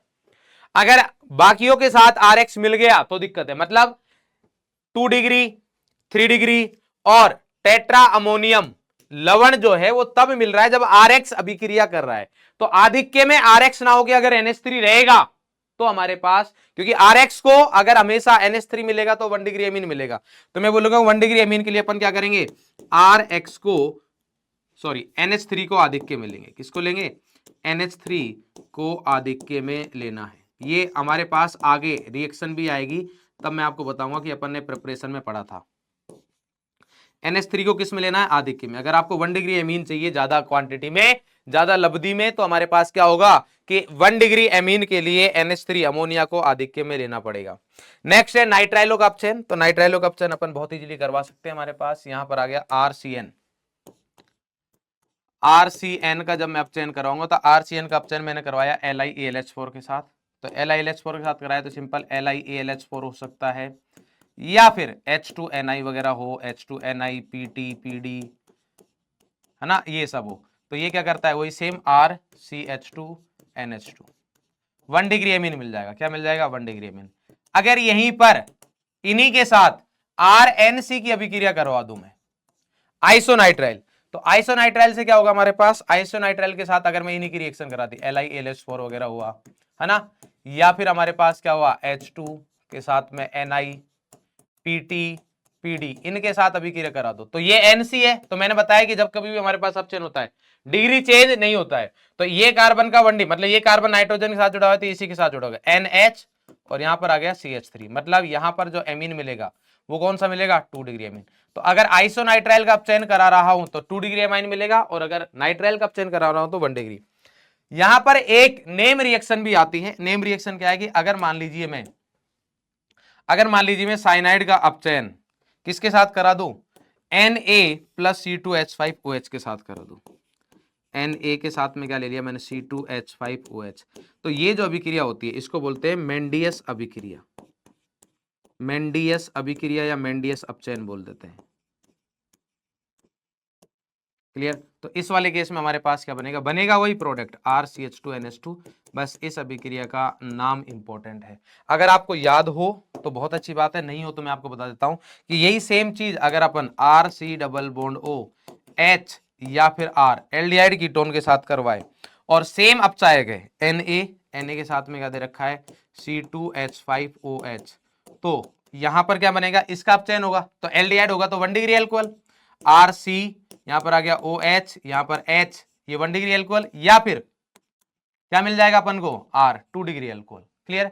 तो यहां पर क्या मिलेगा अपन को, एल्कोहल मिलेगा। बट इस अभिक्रिया का जो नेम है, अगर ये एल्डिहाइड कीटोन के साथ होता है तो इसको बोलते हैं बुओ ब्लांक अपचयन। क्या बोलते हैं, बुओ ब्लांक अपचयन। ये हमारे पास नेम है। क्लियर है। लास्ट है हमारे पास एमाइडो का अपचयन। तो एमाइड का अपचयन भी सेम इसी तरीके से होता है जैसा अपन ने अभी बात की है, तो इसमें ज्यादा कुछ है नहीं कि RC≡ONH2 की अगर मैं अभिक्रिया कराऊं तो LiLH4 ले लो, H2Ni वगैरह ले लो, तो हमारे पास क्या होता है, RCH2NH2 मिल जाएगा। क्या मिल जाएगा, RCH2NH2 मिल जाएगा, जिसको अपन क्या बोलते हैं, 1 डिग्री एमीन। क्लियर। इसमें हमारे पास दो बहुत ही इंपॉर्टेंट नेम रिएक्शन आने वाली है, जो अपन प्रिपरेशन की बात करेंगे, वो दोनों नेम रिएक्शन ही आगे। पहली है गैब्रियल थैलीमाइड। ध्यान से सुनिए, अभी थोड़ी देर पहले मैंने बात की थी थैलीमाइड की। जब अपन कार्बोक्सिलिक अम्ल में जब अमोनिया के साथ अभिक्रिया करवा रहे थे। तो ये वही है गैब्रियल थैलेमाइड। ये हमारे पास जो है ये जो अभिक्रिया है संश्लेषण, ये किसके लिए है? केवल एलिफेटिक, एरोमेटिक नहीं लिखा है यहां पर, क्या लिखा है? केवल एलिफेटिक 1 डिग्री एमाइन के लिए। ये क्या बनाएगा? केवल 1 डिग्री एलिफेटिक एमाइन बनाएगा। अगर बोले कि सर एरोमेटिक, नहीं, एरोमेटिक नहीं बन सकता। इससे क्या होता है इस अभिक्रिया में? सबसे पहले हमारे पास थैलीमाइड रहेगा। क्या आएगा? थैलीमाइड। तो थैलीमाइड या तो हो सकता है आपको एग्जाम में डायरेक्टली दे दे, थैलीमाइड से अभिक्रिया स्टार्ट करे, या फिर जो अपन ने यहां पर बात की है, जो हमने इधर बात की है, कहां पर? यहां जो हमने ये बात की है, ये वाली, यहां से अभिक्रिया को स्टार्ट कर सकता है और यहां तक लाने के बाद यहां से हमारी रिएक्शन स्टार्ट होगी। क्लियर है? तो अगर मैं इसके बारे में बात करूं, हमारे पास तो होगा क्या कि यहां पर दे रखा है हमारे पास थैलीमाइड, ये आ गया phthalimide, C double bond O, और ये आ गया NH, C double bond O NH, ये है थैलीमाइड। इसकी अभिक्रिया करवाते हैं क्षार के साथ। किसके साथ करवाते हैं? क्षार। तो क्षार के साथ करवाओगे, यहाँ पर NaOH आ गया, KOH आ गया, जो भी है NaOH या KOH, क्षार के साथ अभिक्रिया कराएंगे। तो ये जो हाइड्रोजन है हमारे पास, ये अम्लीय हाइड्रोजन है, तो अम्लीय हाइड्रोजन अभिक्रिया करेगा क्षार के साथ, और यहाँ पर क्या बन जाएगा? C double bond O N minus, C double bond O N minus, और यहाँ पर आ गया K प्लस या Na प्लस। तो ये आ गया हमारे पास। अब ये किसका काम करेगा? ये काम करेगा न्यूक्लियोफाइल का। अब यहां पर आएगा हमारे पास कौन? RX। अब ये RX जो है एलिफेटिक ही क्यों बनता है, उसका रीजन ये है क्योंकि यहां पर जो अभिक्रिया होती है वो होती है SN2 अभिक्रिया। तो SN2 अभिक्रिया में ये न्यूक्लियोफाइल है, ये इस पर आक्रमण करेगा। अगर यहां पर R की जगह बेंजीन लगा दूं, क्या अभिक्रिया होगी? नहीं होगी, क्योंकि वो सब्स्टिट्यूशन अभिक्रिया देते नहीं है। एरियल हैलाइड सब्स्टिट्यूशन प्रतिस्थापन अभिक्रियाएं नहीं देते हैं, इसलिए हमारे पास यहां पर मतलब एरियल हैलाइड जो है कौन सी? न्यूक्लियोफिलिक, मतलब नाभिक स्नेह प्रतिस्थापन अभिक्रियाएं नहीं देते हैं, तो इसलिए हमारे पास यहां पर अभिक्रिया नहीं होगी। अगर ये एरोमेटिक ले लिया तो यहां पर क्या होगा? एलिफेटिक ही होगा, और यहां बनेगा C double bond O N, और ये आ गया R, यहां पर आ गया C double bond O R। ये पूछा जाता है कि नाइट्रोजन कहां से आया है, तो वो कहां से आया बेटा? थैलीमाइड से आया। नाइट्रोजन कहां से आया? थैलीमाइड से। रेनायन कहां से आया? थैलीमाइड से रेनायन आया। क्लियर है? अब हमारे पास क्या होगा? यहां पर इसका अपन जल अपघटन करा देंगे H2O, और साथ में बेसिक माध्यम तो है ही, तो यहां से वही सेम, प्लस के पास माइनस, और माइनस के पास ये माइनस है कार्बन ऑक्सीजन में से, यहाँ H, यहाँ H, यहाँ OH, तो ये आ गया हमारे पास RNH2। ये तो क्या मिल गया? 1 डिग्री अमीन। बट अब यहां पर क्या मिलेगा अपन को? वही कार्बोक्सिलिक अम्ल मिल जाएगा। बट इंपॉर्टेंट बात क्या है कि माध्यम कौन सा है? सारी है। तो यहाँ पर C double bond O minus लिखूंगा मैं, ना कि कार्बोक्सिलिक अम्ल। अगर आपको कार्बोक्सिलिक अम्ल चाहिए तो यहाँ का जलीय मतलब अम्लीय माध्यम करेंगे तो यहाँ पर आपको मिल जाएगा। क्लियर है? बात समझ में आ गई? तो ये हमारे पास बहुत इंपॉर्टेंट है कि ये हमारे पास होगा। क्लियर है? फिर से लिख दिया, केवल एलिफेटिक एमाइन बनाएगा, 2 डिग्री एमाइड नहीं बनाएगा। क्लियर है? नेक्स्ट, हॉफमैन ब्रोमाइड निम्नीकरण, हॉफमैन ब्रोमाइड निम्नीकरण अभिक्रिया, ये भी बहुत इंपॉर्टेंट है। ये मान के चलिए कि इन दो में से आपके एक ना एक आने के बहुत बहुत बहुत ज्यादा चांसेस होते हैं, बहुत ज्यादा। एक अभिक्रिया और आएगी, वो है कार्बिल एमाइन टेस्ट। अभी अपन बात में जब रासायनिक अभिक्रियाओं की बात करेंगे, इन 3 अभिक्रियाओं में से एक क्वेश्चन के आने की बहुत ज्यादा चांसेस रहती है हमेशा। क्लियर? तो यहां पर अगर बात करें हॉफमैन ब्रोमाइड अभिक्रिया, यहां पर क्या होगा कि ये 1 डिग्री एमाइड, इससे क्या होता है हमारे पास? यहां पर अगर पूछा जाए कि ये अभिक्रिया अच्छी है या फिर गैब्रियल थैलेमाइड सिंथेसिस अभिक्रिया अच्छी है, तो अपन बोलेंगे कि गैब्रियल थैलेमाइड से अच्छी ये है। उसका कारण क्या है? वहां पर अपन सिर्फ और सिर्फ एलिफेटिक 1 डिग्री एमीन बना सकते हैं, यहां पर अपन एरोमेटिक भी बना सकते हैं। क्या बना सकते हैं? एरोमेटिक। तो ये आता है 1 डिग्री एमीन के लिए। किसके लिए? 1 डिग्री एमीन। कौन सा? एलिफेटिक एंड एरोमेटिक, दोनों बना सकते हो। बात समझ में आई? एलिफेटिक भी बना सकते हो और एरोमेटिक भी बना सकते हो। तो यहां पर अगर आप इस अभिक्रिया के बारे में बात करोगे तो देखो RC डबल बॉन्ड O, और ये आता है NH2, या यहां पर PH हो सकता है। क्लियर? 1 डिग्री एमाइड रहेगा आपके पास। क्या रहेगा? 1 डिग्री एमाइड ही होना चाहिए। क्लियर? 2 डिग्री एमाइड और 3 डिग्री एमाइड से ये अभिक्रिया नहीं होगी। किससे होती है? 1 डिग्री एमाइड से ही होगी। तो 1 डिग्री एमाइड की अभिक्रिया अपन अगर X2 और साथ में क्या करा है? क्षार, मतलब सेम वही रिएजेंट है जो अपन बात करते हैं कहां पर? हेलोफॉर्म अभिक्रिया में। कहां पर बात करते हैं, हेलोफॉर्म अभिक्रिया में। जनरली यहां पर ब्रोमीन मिलता है, जनरली क्या मिलता है, ब्रोमीन। तो मैं लिख देता हूं Br2। तो ये ब्रोमेमाइड बोल रहे हैं ना, इसलिए मैं ब्रोमीन यूज कर रहा हूं। Cl भी हो सकता है, कोई बड़ी बात नहीं है, तो इसलिए ये इंपॉर्टेंट है हमारे पास। क्लियर कि यहां पर ये आएगा। तो अब क्या हो गया हमारे पास, अब आपको कैसे याद रखना है, यहां से CO को हटाओ और प्रोडक्ट बना दो। तो ये आ गया PH और R, और यहां पर आ गया NH2। ये क्या बन गया हमारे पास, 1 डिग्री एमीन बन गया है। क्या बन गया, 1 डिग्री एमीन। क्लियर। अब इसमें इंपॉर्टेंट बात यह है कि इस अभिक्रिया का जो मध्यवर्ती है, मध्यवर्ती जो है इस अभिक्रिया का, वो हमारे पास क्या होता है, नाइट्रीन होता है। मध्यवर्ती क्या होता है इस अभिक्रिया का, नाइट्रीन होता है। और इसमें R समूह का स्थानांतरण होता है, एल्किल समूह का क्या होता है, स्थानांतरण। क्लियर। और सबसे बड़ी बात कि 1 मोल RCONH2 के लिए के साथ 4 मोल क्षार आते हैं। कितने मोल आते हैं, 4 मोल। क्लियर। जब आप अभिक्रिया की क्रियाविधि देखोगे तब आपको ये बात समझ में आती है। क्लियर है, बात समझ में आ गई। तो ये हमारे पास इंपॉर्टेंट है। और जब ये R समूह का स्थानांतरण होता है, इसी को अपन क्या बोलते हैं, RDS। इसी को क्या बोलते हैं, RDS। क्लियर है। यहां पर इंपॉर्टेंट बात यह है कि मैं यहां पर बोल सकता हूं PH या RC डबल बॉन्ड ONH2। क्या हॉफमैन ब्रोमाइड अभिक्रिया देंगे, यस। अगर आपसे पूछा जाए PH RC double bond ONH और यहां पर आ गया Br, क्या ये अभिक्रिया देंगे, यस। ये भी हॉफमैन ब्रोमाइड अभिक्रिया दे देते हैं। बट अगर यहां पर PH या RC डबल बॉन्ड ONH और यहां पर क्या आ गया, R आ गया है, या इस H को भी हटा के R आ गया है, ये हॉफमैन ब्रोमाइड अभिक्रिया देंगे, नहीं। ब्रोमीन इसलिए दे देता है क्योंकि जब अपन इसकी क्रियाविधि देखते हैं तो आगे चल के सेकंड मतलब Br लगता है, तो ये इसी अभिक्रिया का एक मध्यवर्ती है जो बनता है, तो इसलिए आगे चल के हमारे पास ये रिएक्शन दे देगा। बट ये नहीं देगा क्योंकि अगर यहां पर R आ गया तो ये हटेगा नहीं। क्लियर है। तो हॉफमैन ब्रोमाइड अभिक्रिया वो देंगे। निम्नीकरण क्यों बोलते हैं, क्योंकि एक कार्बन कम हो रहा है। निम्नीकरण क्यों बोलते हैं, हमारे पास एक कार्बन कम हो रहा है। तो हॉफमैन ब्रोमाइड निम्नीकरण अभिक्रिया वो देंगे जो 1 डिग्री एमाइड रखते हैं, या एन ब्रोमो, एन पर क्या हो, ब्रोमो एमाइड रखते हैं। क्लियर है। चलिए भाई, अब आते हैं हमारे पास भौतिक गुणधर्म। तो अगर मैं भौतिक गुणधर्म के बारे में बात करूं इनके, तो भौतिक गुणधर्म में हमारे पास बहुत ही साधारण सी बात करेंगे अपन। सबसे पहले बात आता है कि ये जल में विलय होते हैं। जल में क्या होते हैं, विलय। और उसका कारण क्या है, मैंने आपको पहले बताया कि H बॉन्डिंग जो जो बनाते हैं वो जल में विलय होते हैं। कारण क्या है, H बॉन्डिंग। कारण क्या है हमारे पास, H बॉन्डिंग। दूसरी सबसे इंपॉर्टेंट बात यह है कि यहां पर कि जो बॉइलिंग पॉइंट होता है, क्वथनांक जिसको अपन बोलते हैं, क्या बोलते हैं, क्वथनांक। तो क्वथनांक यानी कि बॉइलिंग पॉइंट की अगर मैं बात करूं तो डायरेक्टली प्रोपोर्शनल टू अणुभार होता है मॉलिक्यूलर वेट। ये बिल्कुल सही बात है। क्लियर है। बट एनसीईआरटी में जब आप जाओगे तो वहां पर एक बहुत ही प्यारी सी टेबल दे रखी है। तो यहां पर जब अगर हमारे पास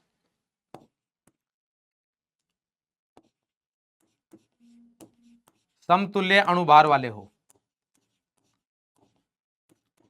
तो उस वाले केस में जो बॉइलिंग पॉइंट होता है वो डायरेक्टली प्रोपोर्शनल होता है किसके, H बॉन्डिंग है। जितनी ज्यादा H बॉन्डिंग होगी तो इस वजह से हमारे पास जो बॉइलिंग पॉइंट का ऑर्डर आएगा, अब ये बहुत इंपॉर्टेंट है, जिनका अणुभार समान होगा, मतलब कार्बन, नंबर ऑफ कार्बन बराबर है, जितने नाइट्रोजन है उतना ही ऑक्सीजन आ गया, तो ROH का क्वथनांक ज्यादा रहेगा RNH2 से। RNH2 क्या हमारे पास 1 डिग्री, 1 डिग्री का ज्यादा रहेगा RNHR 2 डिग्री से, क्योंकि 1 डिग्री में हमारे पास हाइड्रोजन बॉन्डिंग ज्यादा होती है, नाइट्रोजन के पास ज्यादा हाइड्रोजन है या नाइट्रोजन के पास कम है।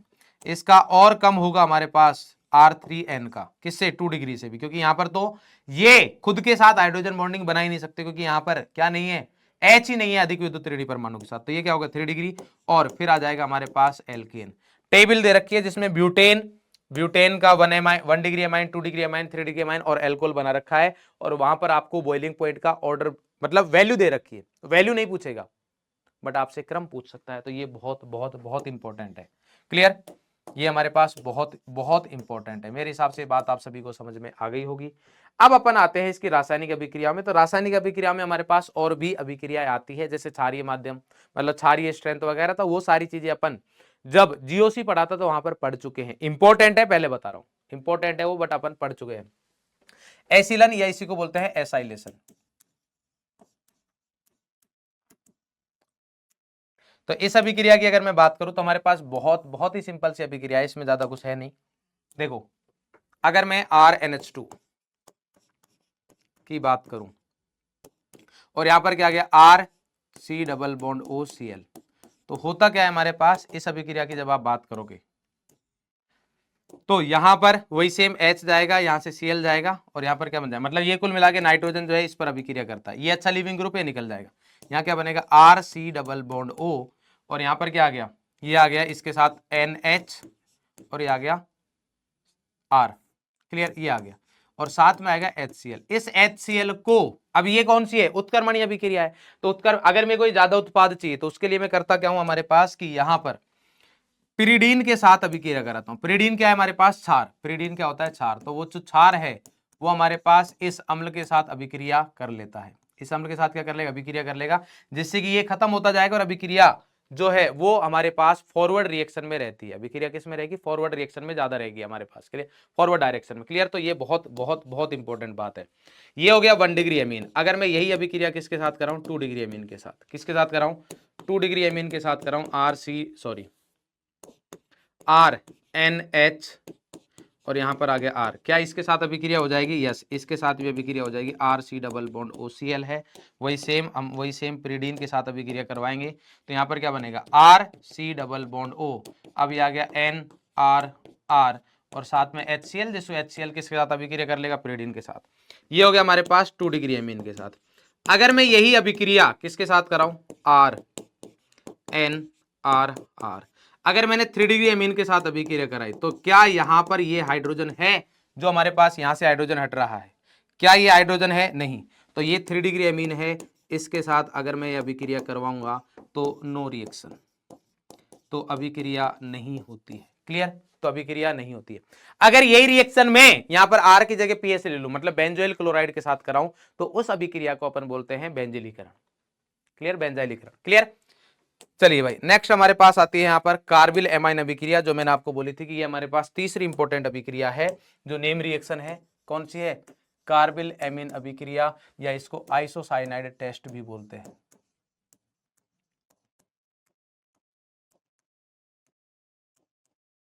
आइसोसाइनाइड परीक्षण, ये जो आइसोसाइनाइड परीक्षण है ये सिर्फ और सिर्फ 1 डिग्री एमीन देते हैं।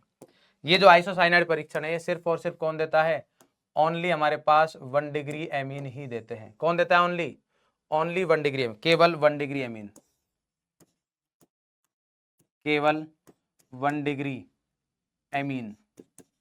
कौन सा, एलिफेटिक या एरोमेटिक, दोनों, एलिफेटिक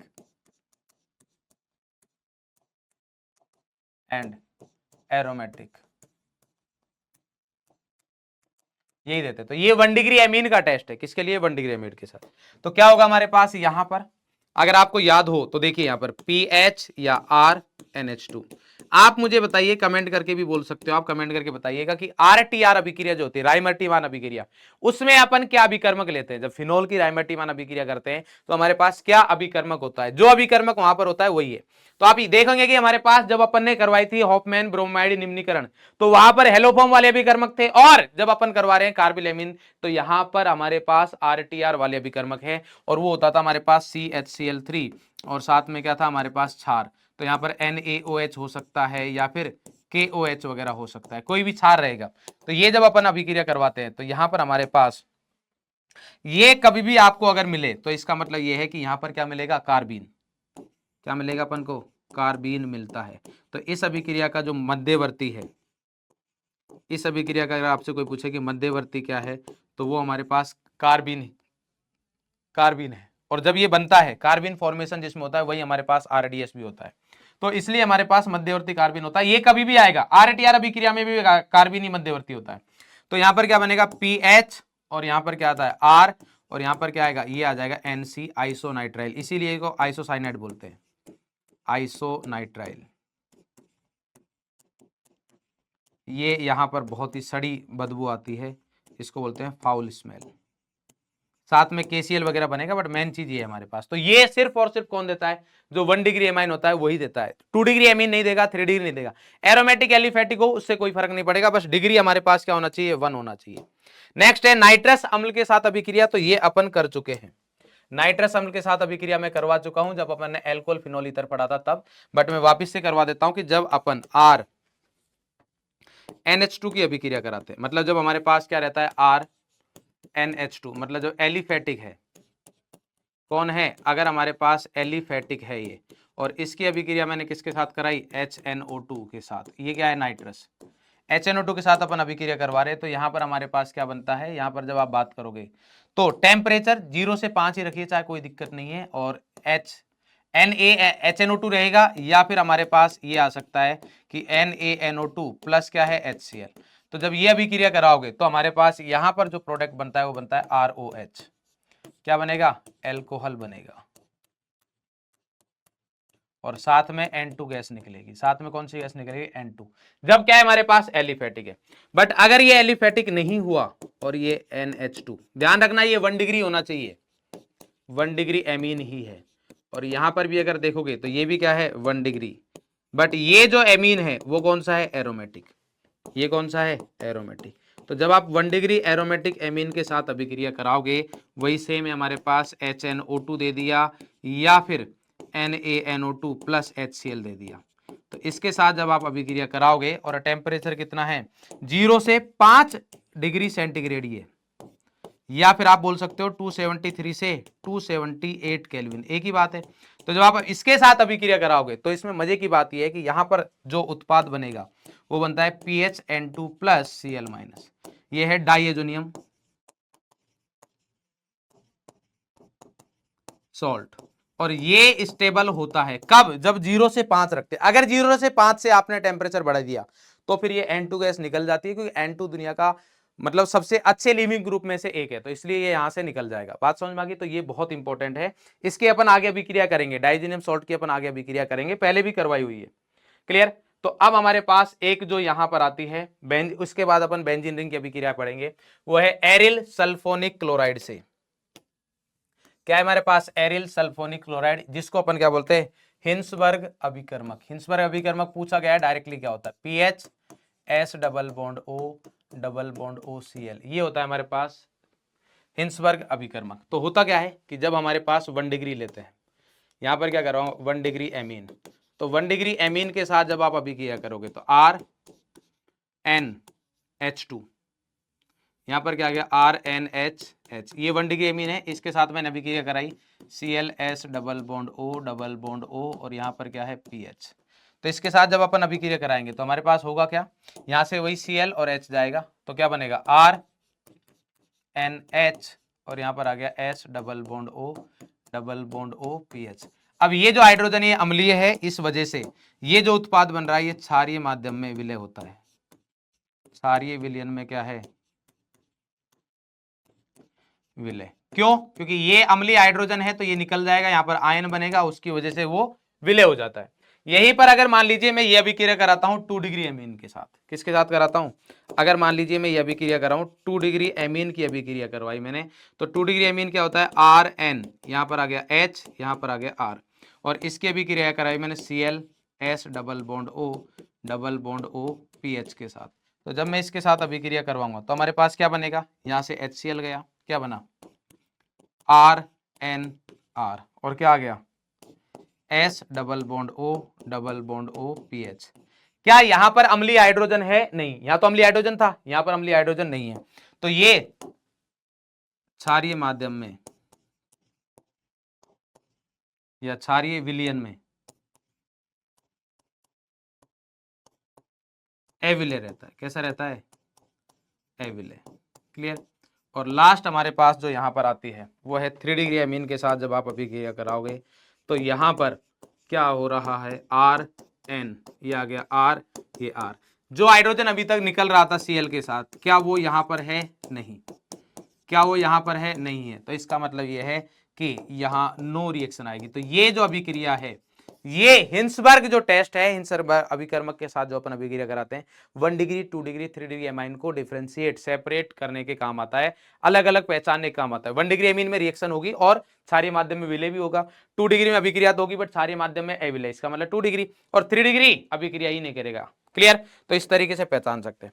अब हमारे पास दूसरी अभिक्रिया जो आती है वो है इलेक्ट्रॉन रागी प्रतिस्थापन, यानी कि आप जब बेंजीन को देखते हो तो इस पर कौन जुड़ा हुआ है? NH2। जब आप एमाइन के बेंजीन एमाइन में देखोगे तो बेंजीन रिंग पर NH2 जुड़ा हुआ है, NH2 का प्लस M होने की वजह से, और वो भी प्लस M भी हल्का फुल्का नहीं, बहुत ज्यादा होता है, क्योंकि OH से भी ज्यादा प्लस M होता है, तो इसकी वजह से कौन सी अभिक्रिया देता है? प्रतिस्थापन अभिक्रिया देता है। तो सबसे पहले अभिक्रिया है ब्रोमीनन। तो अगर आपको याद हो फिनोल की अभिक्रिया, तो फिनोल में अपन क्या करते थे कि हमारे पास जब NH2 मतलब ब्रोमिनेशन करवाते थे तो हमारे पास वाटर के साथ करवाते थे, तो 3 वाला प्रोडक्ट बनता था, 3 ब्रोमीन का। और जब अपन Br2 की रिएक्शन Cl4 या CH2 के साथ करवाते थे, मोनोब्रोमिनीकरण होता था। यहां पर आप चाहे H2O लो, चाहे हमारे पास कुछ भी लो, Cl2 या CH2 कोई भी लो, अगर आप Br2 के साथ अभिक्रिया करा रहे हो तो चाहे जल हो क्या, या यहां पर हमारे पास जल के साथ क्या हो, मतलब जल हो या Br2CCl4 कोई भी हो, इसका प्लस M बहुत ज्यादा होता है, और इस वजह से यहां पर हमेशा ही ट्राइब्रोमो प्रोडक्ट बनता है। क्या बनता है? ट्राइब्रोमो। ये Br Br Br, और इसका श्वेत अवक्षेप होता है, जैसा उसमें होता था फिनोल में, 3 वाला जब बनता था। क्लियर है? तो अब पंगा ये है कि अगर मेरे को मोनोब्रोमीनीकरण चाहिए, मतलब एक ही ब्रोमीन चाहिए होगा, तो उसके लिए मैं क्या करूं? तो उसके लिए हमारे पास क्या है? मोनोब्रोमीनीकरण के लिए क्या करते हैं अपन? मोनोब्रोमीनीकरण। तो यहां पर अगर मैं बात करूं कि मेरे को ट्राइब्रोमो मिल क्यों रहा है, तो आप बोलोगे सर NH2 का प्लस M बहुत ज्यादा है उसकी वजह से। तो NH2 का प्लस M अपन को कम करना पड़ेगा, और NH2 का प्लस M कम कैसे होगा कि अगर मैं NH2 का, ये हमारे पास NH2 दे रखा है, इसकी अभिक्रिया CH3COCl के साथ करा दूं, या फिर एनहाइड्राइड ले लो, CH3C डबल बॉन्ड O का होल ट्वाइस और O, इसके साथ अभिक्रिया कर रहा हूं, तो क्या होगा? वही सेम जो अपन अभी करते थे, एसिलीकरण किया था, यहां से Cl जाएगा, यहां से H जाएगा, और क्या मिल जाएगा अपन को? ये मिल गया NH, और ये आ गया C डबल बॉन्ड O, यहां पर या तो R आए, CH3 आएगा, या फिर क्या आएगा? PH वगैरह जो भी आप लगाओगे, अभी CH3 लगाया तो CH3 रहने देता हूं, तो ये आ गया। अब इससे होगा क्या? ये COCH3 जो है, ये यहां से इलेक्ट्रॉन इससे खींच रहा है, इससे क्या कर रहा है? खींच रहा है, जिसकी वजह से इसका प्लस M क्या होगा? कम। तो अब जब आप ब्रोमिनेशन करवाओगे, अब जब आप यहां पर ब्रोमिनेशन करवाओगे, तो अब इसका प्लस M कम है, तो अब 3 वाला प्रोडक्ट नहीं बनेगा, अब क्या होगा? मोनोब्रोमिनीकरण। क्या होगा? मोनोब्रोमिनीकरण। और इस समूह का साइज, आकार बड़ा है, उसकी वजह से जो पैरा है वो मेजर बनेगा। ये क्या है हमारे पास? मुख्य। और माइनर की अगर बात करोगे अल्प माध्यम में, मतलब अल्प मात्रा में जो बनेगा वो कौन सा बनेगा? वो हमारे पास ये बनेगा, इसको बोलेंगे अपन माइनर। बोले सर ये तो हमारे पास एनिलीन का नहीं है, तो एनिलीन वापस लेने के लिए आप हाइड्रोलिसिस करवा दीजिए। तो एमाइड का जब आप हाइड्रोलिसिस करते हो तो एसिड मिलता है, और साथ में क्या मिलेगा? एमीन। तो ये आ गया हमारे पास NH2, और यहां पर क्या आ गया? Br, ये हो गया मेजर। क्या हो गया बेटा? मेजर। और साथ में अगर आपको NH2 और साथ में क्या दे दिया जाए यहां पर? Br, ये क्या हो गया हमारे पास? माइनर। तो ये एक इंपॉर्टेंट बात है, बहुत बहुत इंपॉर्टेंट रिएक्शन है। क्लियर है? बात समझ में आती है? नेक्स्ट अगर मैं यहां पर बात करूं, नेक्स्ट है हमारे पास नाइट्रीकरण। ये भी बहुत इंपॉर्टेंट है, एनसीईआरटी की रिएक्शन है, और एनसीईआरटी इस रिएक्शन के ऊपर सिर्फ नीट में नहीं, मेंस और एडवांस में भी डायरेक्टली पूछा हुआ है। डायरेक्टली क्वेश्चन कि जब अपन यहां पर नाइट्रीकरण करवाते हैं, जब अपन यहां पर क्या करवाते हैं? नाइट्रीकरण। तो ये NH2 है, इसकी अभिक्रिया करवाई मैंने किसके साथ? HNO3 प्लस H2SO4 के साथ। किसके साथ करवाई? HNO3 प्लस H2SO4 के साथ जब अपन अभिक्रिया करवाते हैं तो हमारे पास होता क्या है? यहां से NO2 प्लस मिलेगा, वो सही बात है। क्या मिलेगा? NO2 plus. तो उसके अकॉर्डिंग हमारे पास क्या आएगा? यहाँ पर NO2 प्लस जुड़ेगा। अब NH2 का कौन सा इफेक्ट है? Plus M। तो प्लस M की वजह से हमारे पास क्या होना चाहिए? ऑर्थो एंड पैरा पर जाना चाहिए। कहां पर जाना चाहिए? ऑर्थो एंड पैरा पर। तो जब प्रोडक्ट बनता है हमारे पास क्या बनेगा भाई? जब उत्पाद बनेगा तो ये NH2, यहां पर आ गया NO2, ये बनता है 51%। कोई दिक्कत नहीं, बिल्कुल सही है, सबसे ज्यादा पैरा वाला ही बनना चाहिए, जो बना भी है। बट यहां सस्पेंस क्रिएट हुआ कि ये NH2 के साथ में यहां पर NO2 मेटा पर लग रहा है, और उसका जो परसेंटेज है वो भी 47% है। तो सबसे इंपॉर्टेंट ये कि ये पंगा कैसे हुआ भाई? मेटा तो बनना ही नहीं चाहिए, क्योंकि NH2 का तो क्या होता है? प्लस M होता है, तो उसकी वजह से सर ये बना कैसे? उसके होते हुए ये बना कैसे? और यहां पर क्या आ गया हमारे पास? NO2, जो कि हमारे पास 2% होता है। तो इसका जो कारण है, इसका जो कारण है वो कारण ये है कि ये NH2 जो है, ये NH2 जो है वो यहाँ पर क्या है अम्ल, उसके साथ ये NH3 प्लस, अम्ल के साथ अभिक्रिया के NH3 प्लस बना लेता है और इसका स्ट्रॉन्ग माइनस आई है, यानी कि ये इलेक्ट्रॉन विड्रॉइंग ग्रुप है, जिसकी वजह से ये मेटा डायरेक्टिंग होता है। तो ये और ये दोनों विलियन में रहते हैं, तो यहां से ज्यादातर उत्पाद ये और ये बन रहा है, और ये वाला जब रहेगा तो ये बनेगा, तो मेटा वाला इसलिए यहां पर ज्यादा बन रहा है। क्लियर है? तो ये कारण भी पूछा जा सकता है और साथ ही साथ में उत्पाद का परसेंटेज PQR देके पूछा जा सकता है कि कौन कितना ज्यादा बन रहा है। क्लियर? अब मान लीजिए अगर मुझे इसका भी सॉल्यूशन चाहिए कि भाई मुझे तो ये नहीं चाहिए, इतना नहीं चाहिए, ये मेटा मेरे को चाहिए ही नहीं, मेरे को मेटा होना ही नहीं है, तो क्या किया जाए? तो मेटा होने का रीजन क्या है? क्योंकि ये नाइट्रोजन वही सेम, इसके पास इलेक्ट्रॉन पेयर की अवेलेबिलिटी ज्यादा है, जो अम्ल के साथ अभिक्रिया है, मतलब इसका बेसिक नेचर क्षारीय सामर्थ्य ज्यादा है, तो क्षारीय सामर्थ्यता को कम करना पड़ेगा। तो क्षारीय सामर्थ्यता को कम करने के लिए जो अपन ने अभी किया था ब्रोमीनीकरण में, वही सेम काम करेंगे। NH2 के साथ अभिक्रिया करवाई, किसके साथ?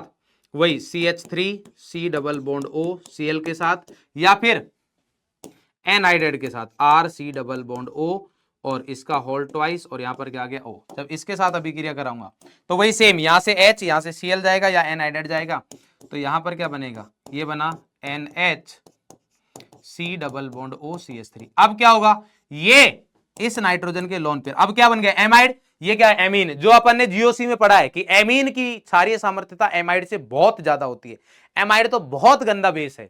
एमाइड इवन एम्फोटेरिक होता है। कैसा होता है? उभयधर्मी, मतलब वो अम्ल की तरह भी काम कर सकता है और क्षार की तरह भी काम कर सकता है, इसलिए इसका क्षारीय नेचर बहुत कम होता है, क्योंकि ये लोन पेयर जो है अब सीओ के साथ भी अनुनाद में आ रहे हैं, जिसकी वजह से क्षारीय सामर्थ्यता कम हो जाती है। अब आप जब इसकी अभिक्रिया कराओगे किसके साथ?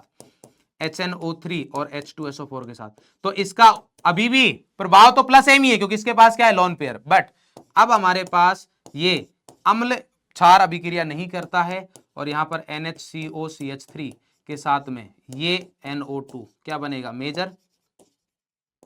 क्लियर? और माइनर कौन सा बनेगा? ऑर्थो वाला। माइनर कौन सा बनेगा? ऑर्थो वाला NHCOCH3, ये क्या बनेगा हमारे पास? माइनर। और वापस से जब अपन इसका जल अपघटन करवा देंगे H2O के साथ, तो अपन को एनिलीन मिल जाएगा। तो ये मिल गया हमारे पास NH2, और यहां पर क्या आ गया है? NO2 प्लस NH2, और यहां पर आ गया है NO2। ये हो गया हमारे पास मेजर। तो इसमें जो पंगा था कौन सा वाला कि सर मेटा बन रहा था, तो मेटा अब यहां पर नहीं बनेगा, और NO जो मेजर है उसका परसेंटेज 80% के आसपास तक चला जाएगा पैरा वाले प्रोडक्ट का। क्लियर? तो ये हमारे पास बेटर मेथड है जब अपन को ये बनाना हो। नेक्स्ट हमारे पास यहां पर जो लास्ट रिएक्शन है इलेक्ट्रॉन रागीय प्रतिस्थापन अभिक्रिया की, वो हमारे पास है यहां पर कौन सी? कि सल्फोनेशन अगर कराए, क्या करवाए अपन? सल्फोनेशन कराए। तो जब सल्फोनेशन करवाएंगे तो इस वाले केस में क्या होगा कि जब सल्फोनेशन करवाते हैं तो ये बेंजीन है, बेंजीन, ये आ गया NH2। सही है? ये क्या है? क्षार। इसकी अभिक्रिया सल्फोनेशन करवाएंगे, यानी कि H2SO4 के साथ अभिक्रिया कराएंगे, तो H2SO4 के साथ H2SO4 क्या है हमारे पास? अम्ल है, तो यहाँ पर अम्ल क्षार अभिक्रिया होती है और क्या बनेगा? सॉल्ट बन जाएगा। ये बन गया NH3 प्लस और साथ में बन गया HSO4 माइनस। क्लियर? अब जब इसको हीट करते हैं अपन 453 से 473 केल्विन पर, तो ये पैरा पर चला जाएगा, और पैरा पर जाते ही ये NH2 और ये बन गया हमारे पास SO3H, सल्फेनिक एसिड बन जाएगा। क्लियर है? बट ये भी हमारे पास क्षार है, ये अम्ल है, तो इसकी वजह से ये ज्यूटर आयन की फॉर्म में रहता है, मतलब ये H इसको दे देता है, और यहां पर बनेगा हमारे पास, ये बन गया NH3 प्लस, और यहां पर आ जाएगा SO3 माइनस, तो ये ज्यूटर आयन की फॉर्म में रहता है। और कौन रह सकता है ज्यूटर आयन की फॉर्म में? अगर यहां पर सल्फो मतलब कार्बोक्सिलिक अम्ल होता है, वो नहीं रह पाता, क्योंकि कार्बोक्सिलिक अम्ल इतना ज्यादा अम्लीय नहीं रहता है। बट अगर, क्योंकि ये हमारे पास कौन सा एरोमेटिक एमीन है, अगर एलिफेटिक एमीन और कार्बोक्सिलिक अम्ल होता है तो वहां पर ज्यूटर आयन बनता है, जैसा कि एमिनो एसिड में अपन देखते हैं। आप समझ सकते हो इस चीज को, क्योंकि अपन ये वाली सेम चीज बायोमोलिक्यूल्स में पढ़ेंगे, और आप वैसे बायो वाले हो तो आपको पता है उस चीज का। क्लियर है? नेक्स्ट अगर मैं बात करूं हमारे पास, अब आती है हमारे पास डाइएजोनियम लवण द्वारा।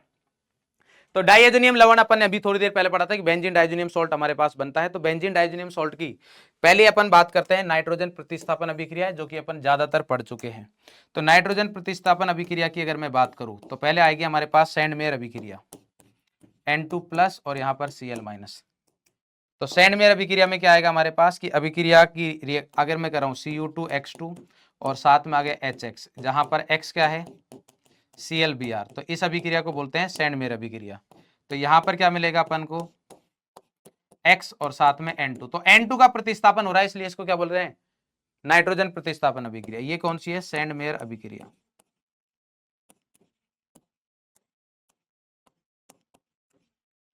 क्लियर। अगर यही अभिक्रिया मैं करवाऊं किसके साथ, अगर अपन यही अभिक्रिया करें और किसके साथ कर रहे हैं अपन, ये अभिक्रिया करते हैं Cu प्लस HX के साथ, जहां पर X क्या है हमारे पास Cl हो सकता है और Br हो सकता है, तो उस वाले केस में अपन यहां पर आएगा ये X आ गया, साथ में क्या आ गया N2, बट इस अभिक्रिया को बोलते हैं डार्जन अभिक्रिया। क्या बोलते हैं डार्जन अभिक्रिया। सेंड मेयर अभिक्रिया में एक और होता है, अगर आपको याद हो, यहां पर CuCN और साथ में HCN, ये भी सेंड मेयर अभिक्रिया ही है, यहां पर क्या आ जाएगा Cn। इसमें इंपॉर्टेंट बात यह कि याद कैसे रखोगे, अगर कॉपर का ऑक्सीकरण अंक +1 है तो वो सेंड मेयर अभिक्रिया है, और कॉपर का ऑक्सीकरण अंक अगर गटर में चला गया, डार्जन नहीं है गाटरमान अभिक्रिया है। तो याद कैसे रखोगे, अगर हमारे पास कॉपर का ऑक्सीकरण अंक गटर में चला गया तो उसको क्या बोलेंगे गाटरमान अभिक्रिया। गटर में चला गया गाटरमान, गटर में यानी कि कॉपर का ऑक्सीकरण अंक कितना हो गया 0। इसके अलावा अगर अपन मान लीजिए कि यह अभिक्रिया करवा दूं मैं Ki के साथ, किसके साथ करवा दी मैंने Ki के साथ, तो डायरेक्टली हमारे पास क्या आ जाएगा यहां पर ये आ गया I। क्लियर। अगर मान लीजिए मैं करवा दूं HbF4 के साथ, किसके साथ करा दी मैंने HbF4 के साथ, तो हमारे पास स्टार्टिंग में बनेगा यहां पर N2 प्लस और BF4 माइनस। अगर मैं यहीं पर हीट करवा दूं, यहां पर हीट करवा दूं, तो हमारे पास क्या मिलेगा फ्लोरोबेंजीन। क्लियर। और अगर मैं इसकी रिएक्शन KNO2 के साथ या NaNO2 के साथ करा दूं, तो हमारे पास क्या मिल जाएगा, और साथ में हीट, तो मिल जाएगा नाइट्रोबेंजीन। क्या मिल जाएगा नाइट्रोबेंजीन। क्लियर है। इसके अलावा अगर मैं इसकी रिएक्शन करा दूं H2O के साथ, तो H2O के साथ कराएंगे तो N2 निकल के क्या बन जाएगा फिनॉल। अब हमारे पास दो इंपॉर्टेंट रिएक्शन आती है। दो इंपॉर्टेंट रिएक्शन कौन सी है कि अगर मान लीजिए मेरे को यहां से इसको हटा के सिर्फ बेंजीन चाहिए, क्या चाहिए बेंजीन, तो बेंजीन के लिए मैं क्या करूंगा, हमारे पास कि यहां पर दो चीजें हैं मेरे पास बेंजीन बनाने के लिए। पहला तो ये है हमारे पास कि अगर मैं यहां पर C2H5OH लेता हूं तो भी हमारे पास बेंजीन मिलेगा, तो ये मिल गया बेंजीन। बट साइड प्रोडक्ट भी इंपॉर्टेंट है, बेंजीन का ऑक्सीकरण हो जाएगा किसमें CH3C, मतलब बेंजीन का नहीं एल्कोहल का, एल्कोहल का ऑक्सीकरण एल्डिहाइड में। सेम चीज अगर मैं H3PO2 के साथ कर रहा हूं तो इसका भी हमारे पास बेंजीन मिलेगा, बट इसका भी ऑक्सीकरण हो जाएगा H3PO3 किस में चला जाएगा, H3PO2 किस में चला जाएगा H3PO3 में चला जाएगा। तो ये हमारे पास इंपॉर्टेंट रिएक्शंस है इसकी। क्लियर है, बात समझ में आ गई। अब नेक्स्ट आता है हमारे पास लास्ट जो अभिक्रिया है वो है युग्मन अभिक्रिया, या इनको बोलते हैं कपलिंग अभिक्रिया है। युग्मन अभिक्रिया या फिर क्या बोलते हैं इनको कपलिंग रिएक्शन।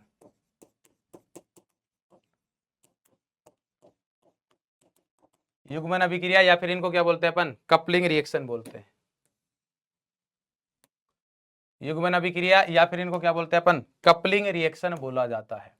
तो कपलिंग रिएक्शन जो होती है हमारे पास एनिलीन की भी होती है और साथ साथ में हमारे पास किसकी होती है फिनॉल की भी होती है। तो होता क्या है, इंपॉर्टेंट बात यह है कि अगर अपन एनिलीन की कपलिंग रिएक्शन कराते हैं, ध्यान से सुनना, ये हमारे पास आ गया N2 प्लस।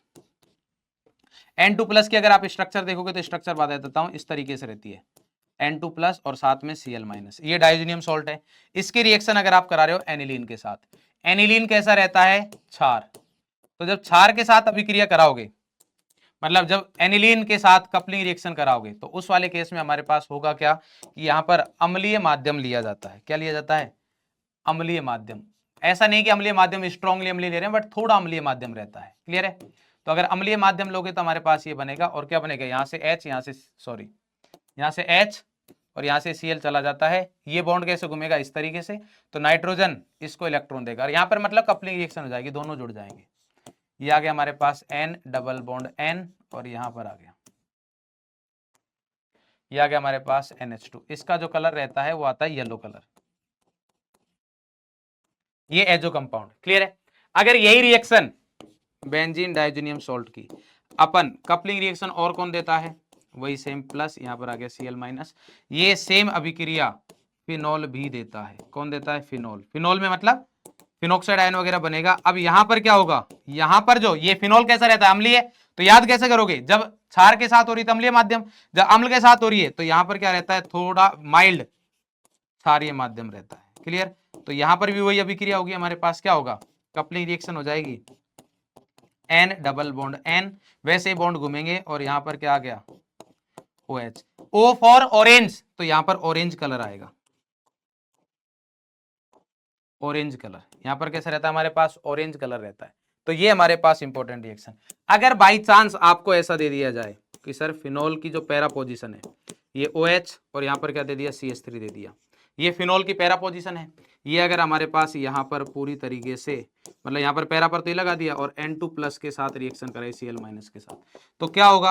अब यहां पर पैरा पर तो हो नहीं सकती रिएक्शन, तो इस वाले केस में ये यहां पर कौन सा दे रखा है? क्षारीय माध्यम।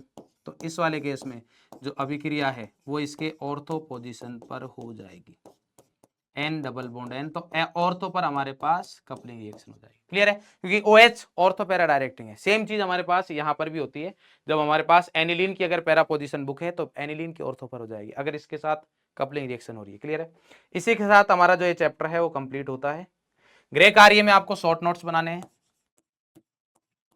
क्लियर? शॉर्ट नोट्स बनाने हैं आपको, इसकी हेल्प से सारी रिएक्शंस यहां पर आ गई है। और उसके साथ साथ आप PYQ प्लस प्रैक्टिस शीट कर लीजिएगा। जो भी आप रैंडम क्वेश्चंस ले सकते हो 20 से 30 वो सॉल्व करें। क्लियर? ठीक है। आई होप आपको ये जो सेशन है वो बहुत बढ़िया तरीके से समझ में आ गया, बहुत हेल्पफुल रहेगा आपके लिए। जब कभी भी आपको कम से कम टाइम में रिवाइज करना हो, मतलब 1 घंटे 20 मिनट के आसपास हम दोनों चैप्टर रिवाइज कर सकते हैं यहाँ पर बहुत ही आसानी के साथ। क्लियर है? तो बढ़िया तरीके से पढ़ाई करते रहिए। मिलेंगे अपन नेक्स्ट लेक्चर में जो कि होगा हमारे पास बायोमोलिक्यूल्स। तब तक के लिए हंसते रहे, मुस्कुराते रहे, स्वस्थ रहे और हाँ, पढ़ाई जरूर करते रहे। Thank you.